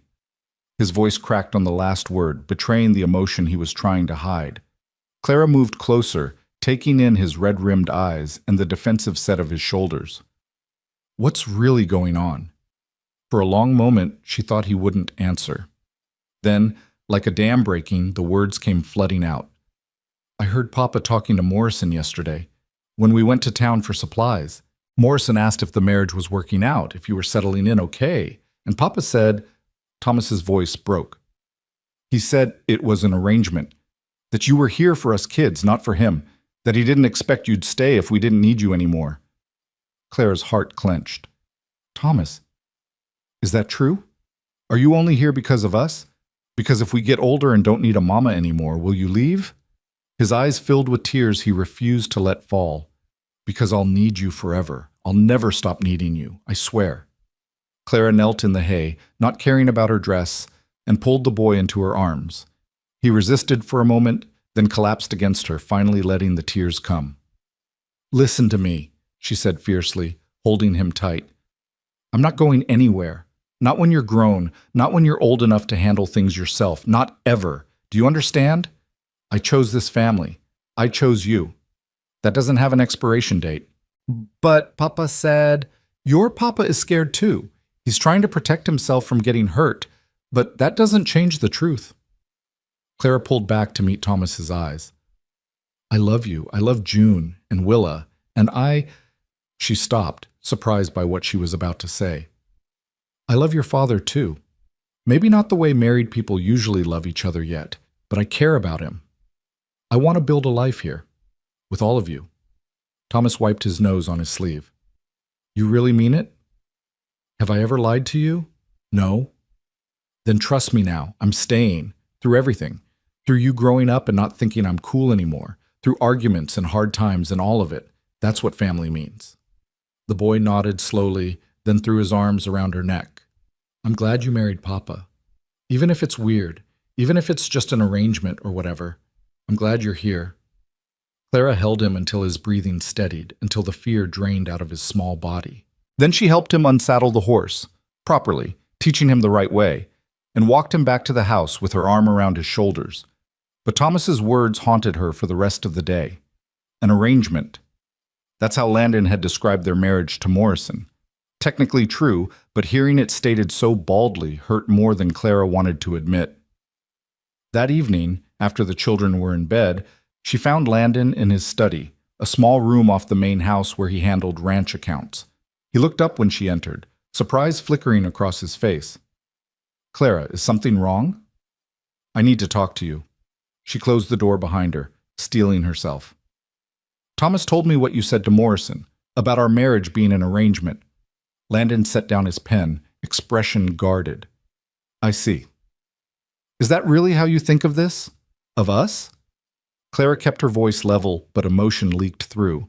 As a business transaction? Me providing childcare in exchange for room and board? That's not... He stopped, frustrated.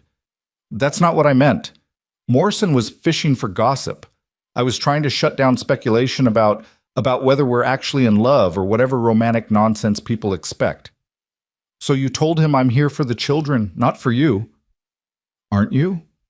Landon's voice was quiet, almost gentle. That's what we agreed to, Clara. A practical marriage, separate lives. I thought that's what you wanted. It was. It is. Clara moved closer, hands clenched at her sides. But Thomas is terrified I'll leave when he gets older, when the children don't need me anymore. And I realize that I've never actually told you. She took a breath. I'm not just here for them, Landon. I'm here for you too. His expression shifted, something raw and vulnerable breaking through the careful control. You don't have to say that.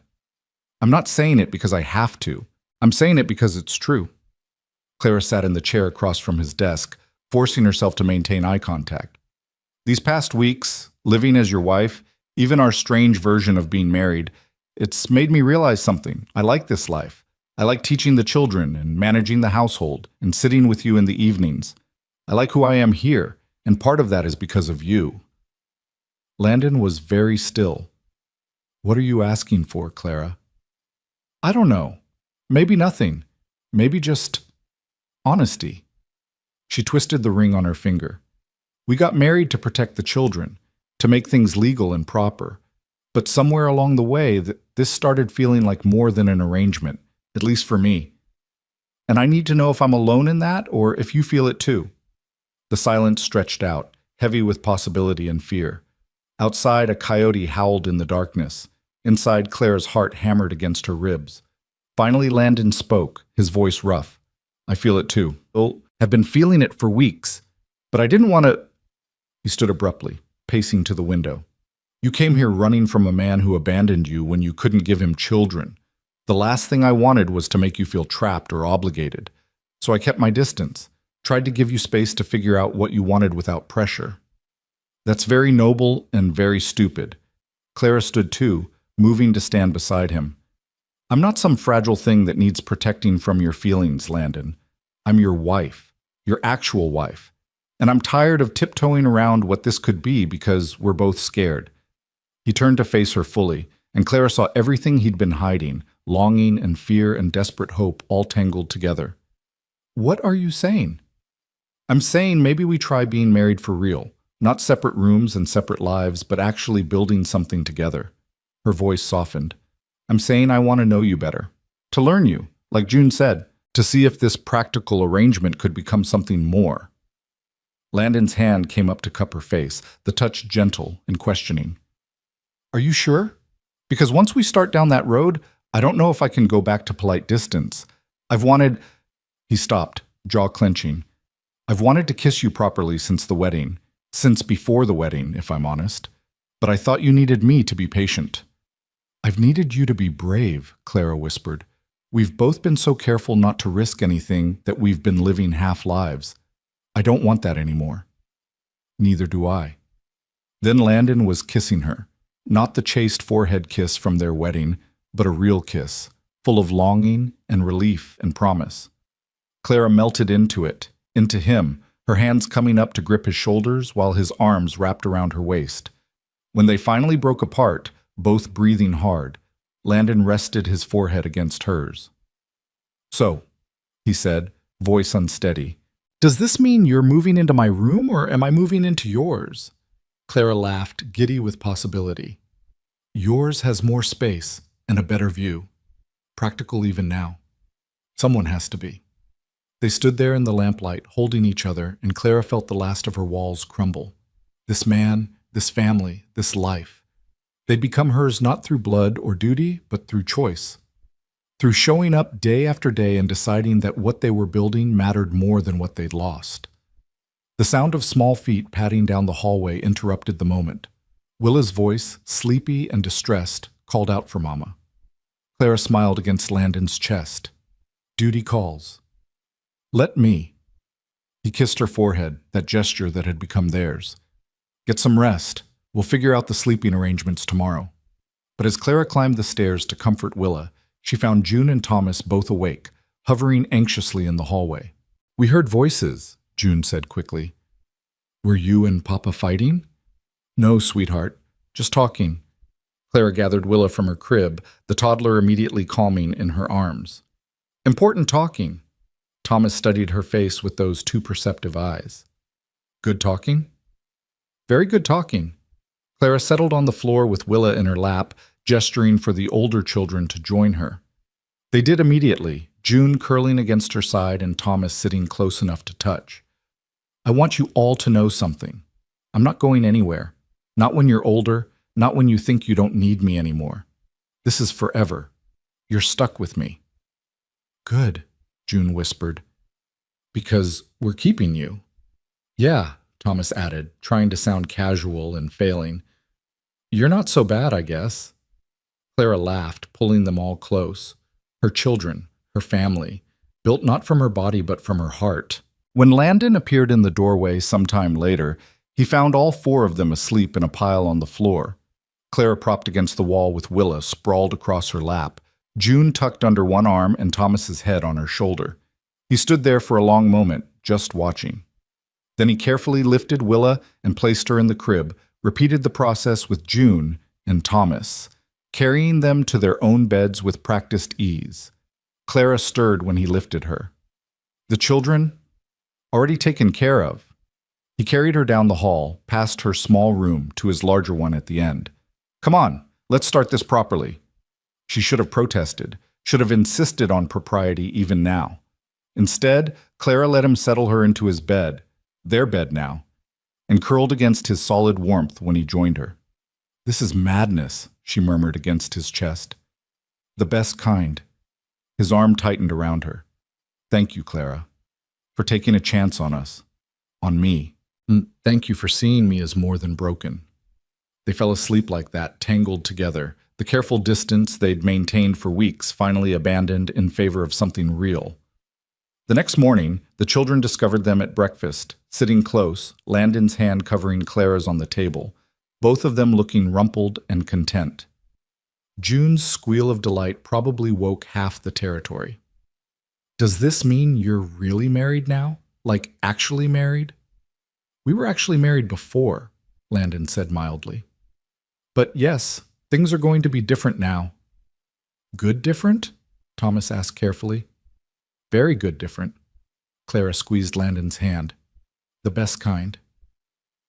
Willa, understanding nothing of the undercurrents, banged her spoon cheerfully. "Mama, Papa, happy!"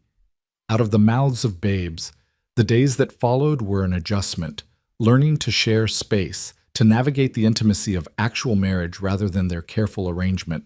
But it was easier than Clara expected, as if they'd been building toward this all along and had just needed permission to stop being afraid. The children blossomed under the new dynamic. June grew confident, her nightmares decreasing in frequency. Thomas started bringing his carved animals to show both Clara and Landon, seeking approval from them as a unit rather than separately. Even Willa seemed to sense the shift, her vocabulary exploding as she chattered to anyone who'd listen about Mama and Papa, as if they'd always been together this way. It was almost 3 months after the wedding when the real test came. Clara was in the garden, showing June how to identify different herbs, when she heard the sound of multiple horses approaching. She straightened, shading her eyes against the afternoon sun, and felt her stomach drop. A man in official-looking clothes rode at the head of a small group. Behind him, Margaret Dawson sat side-saddle on a gray mare, expression triumphant. "Mrs. Pierce?" The official dismounted. "I'm Arthur Hendricks, Territorial Family Services. I'm here to investigate a complaint regarding the children in your care." Claire's blood went cold. "What complaint?" Margaret spoke up, voice dripping false concern. "We're worried about the children's welfare. Living situation seems irregular. A woman who appeared out of nowhere, married in suspicious haste, possibly taking advantage of a grieving widower. Someone had to look out for those poor orphans." "They're not orphans. They have a father." Clara kept her voice level despite the fury building in her chest. "And I'm their legal mother now. The marriage is legitimate, filed with territorial offices." "So I've been told." Hendricks pulled out papers. "But I'm still required to investigate. Interview the children, inspect the living conditions, verify that Mrs. Pierce, is a suitable guardian." Landon appeared from the barn, taking in the scene immediately. "What's going on here?" "Official investigation," Hendricks said. "Complaint filed suggesting the children are at risk." "That's absurd." Landon moved to stand beside Clara, a united front. "My children are healthy, educated, and loved. There's no risk here." "Then you won't mind if I verify that." Hendricks' tone was polite but firm. "Where are the children now?" Thomas and Willa were napping inside. June stood frozen beside Clara, face pale with fear.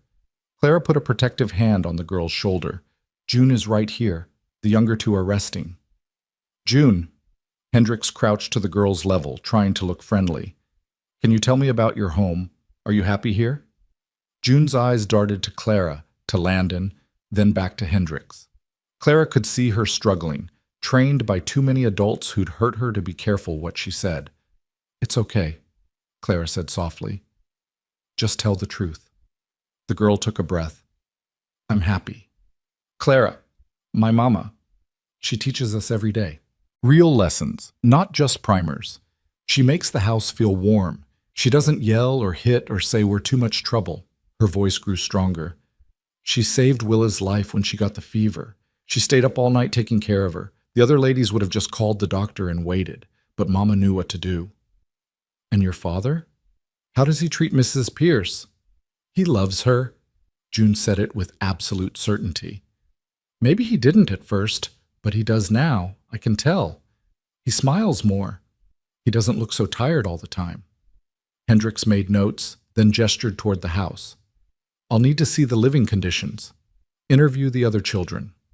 What followed was the most humiliating hour of Clara's life. Hendricks inspected every room, made notes about cleanliness and organization, woke Thomas and Willa to ask them questions about their care. Margaret Dawson followed, making pointed observations about how quickly things had progressed. But the children saved them. Thomas, despite his initial wariness, spoke clearly about his lessons and the carved animals Papa helped him make. Willa, when asked if she was happy, launched herself at Clara with a shrieked, "Mama!" that probably answered the question better than words could. Finally, Hendricks finished his inspection and gathered his papers. "The children appear well cared for. The house is clean, they're being educated, and they show no signs of neglect or abuse." He looked at Margaret Dawson. "I'm not sure what you expected me to find, ma'am, but there's nothing here that warrants intervention." Margaret's face reddened. "But the situation, it's improper. She trapped him into marriage. The marriage is legal and appears to be working well for all involved." Hendricks' tone cooled. "Mrs. Dawson, filing false complaints wastes territorial resources and harms families. I suggest you find more productive uses of your time." He turned to Clara and Landon. "You're in the clear. Paperwork will reflect that the children are in good care. I'll file my report within the week." After they left, Margaret Dawson looking murderous, Hendricks appearing relieved to escape, the family stood in stunned silence. Then June burst into tears. "I was so scared. I thought they'd take us away." Clara gathered all three children close, Landon's arms wrapping around all of them. They're not taking anyone anywhere. We're a family, legal, official, and not going anywhere. That night, after the children were finally asleep, it took extra time, all of them needing reassurance. Clara found herself shaking with delayed reaction. Landon pulled her close on the porch, both of them staring out at the darkened landscape. "That was too close," she whispered. "If we hadn't actually gotten married, if we'd just kept the informal arrangement. But we did. You're their legal mother. The paperwork is filed. Margaret Dawson can complain all she wants, but it doesn't change the facts." He kissed her temple. "You saved us. Again." "We saved each other." Clara turned in his arms to face him. "That's what family does." The months that followed proved her right. The ranch prospered under their combined management. The children grew and thrived, secure in the knowledge that their family was permanent. The gossip eventually died down when it became clear that the Pierces were boring and happy and not providing any scandalous entertainment. Clara's teaching evolved beyond the dining room table.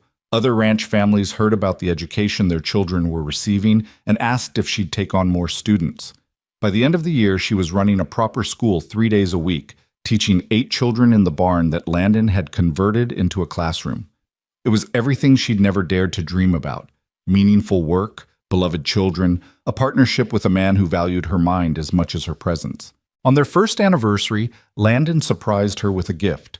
Clara opened the box to find a locket, silver, delicate, with space for 3 photographs. "For the children," he explained. "Thought you might want to carry them with you, something permanent." Clara's eyes filled with tears. "It's perfect." "Not quite." He pulled out 3 small photographs, formal portraits he must have commissioned during their last trip to Santa Fe. June, Thomas, and Willa, all dressed up and looking solemn and beautiful. "Now it's perfect." She helped him place the photographs in the locket, fingers trembling. When it was complete, Landon fastened it around her neck, the weight of it settling against her heart. "Thank you," she whispered, "for all of it, for seeing past what I couldn't do to what I could be. Thank you for taking a chance on a broken widower and his wild children." Landon turned her to face him. "I know I said this was a practical marriage, an arrangement, but Clara," his voice roughened with emotion, "I love you, completely, absolutely, and far beyond what I ever thought I'd feel again. You brought light back to this house. You gave my children a mother who chose them. You gave me a reason to believe in second chances." Clara's tears spilled over. "I love you too. I tried not to, tried to keep it practical and safe. But you made that impossible." "Good," he kissed her softly. "Because I'm not interested in practical anymore. I'm interested in real." They stood together on the porch as the sun set, painting the red cliffs in shades of gold and crimson. Inside, their children played some elaborate game that involved much shrieking and laughter. The house that had been silent with grief was now alive with joy. Later that evening, after the celebration dinner and the children's enthusiastic attempts at making an anniversary cake, Clara found herself in the small room that used to be hers, now converted into a study where she planned lessons and wrote letters. She pulled out her journal, the one she'd been keeping since her first day at Red Bluff Ranch, and opened to a fresh page. At the top she wrote, "1 year." Then in careful script, "When I arrived here, I thought I was running away from who I couldn't be. Turned out I was running toward who I was always meant to become. I came as a broken woman who couldn't have children. I stayed as a mother to 3 remarkable souls who needed exactly what I had to give. I married a good man thinking it was an arrangement. I fell in love with him thinking it was impossible." She paused, considering, then added, "I was told my body was inhospitable to life. They were wrong. Life doesn't only grow in wombs. It grows in kitchens where children laugh over spilled flour, in barns converted to classrooms, in bedrooms where nightmares are soothed and secrets shared, in the space between 2 people who chose each other despite every reason not to. I may never bear children of my own, but I'm more thoroughly a mother than I ever dreamed possible. And the family I found here, the one I built from dust and determination and stubborn love, is more real than any connected by blood alone." A soft knock interrupted her writing. Thomas stood in the doorway, holding one of his carved animals, this one a horse, beautifully detailed. "Made you something," he said, shuffling awkwardly. "For your anniversary, since you and Papa are being all mushy and stuff." Clara accepted the carving, running her fingers over the smooth wood. "It's beautiful, Thomas. Thank you." "It's you," he said.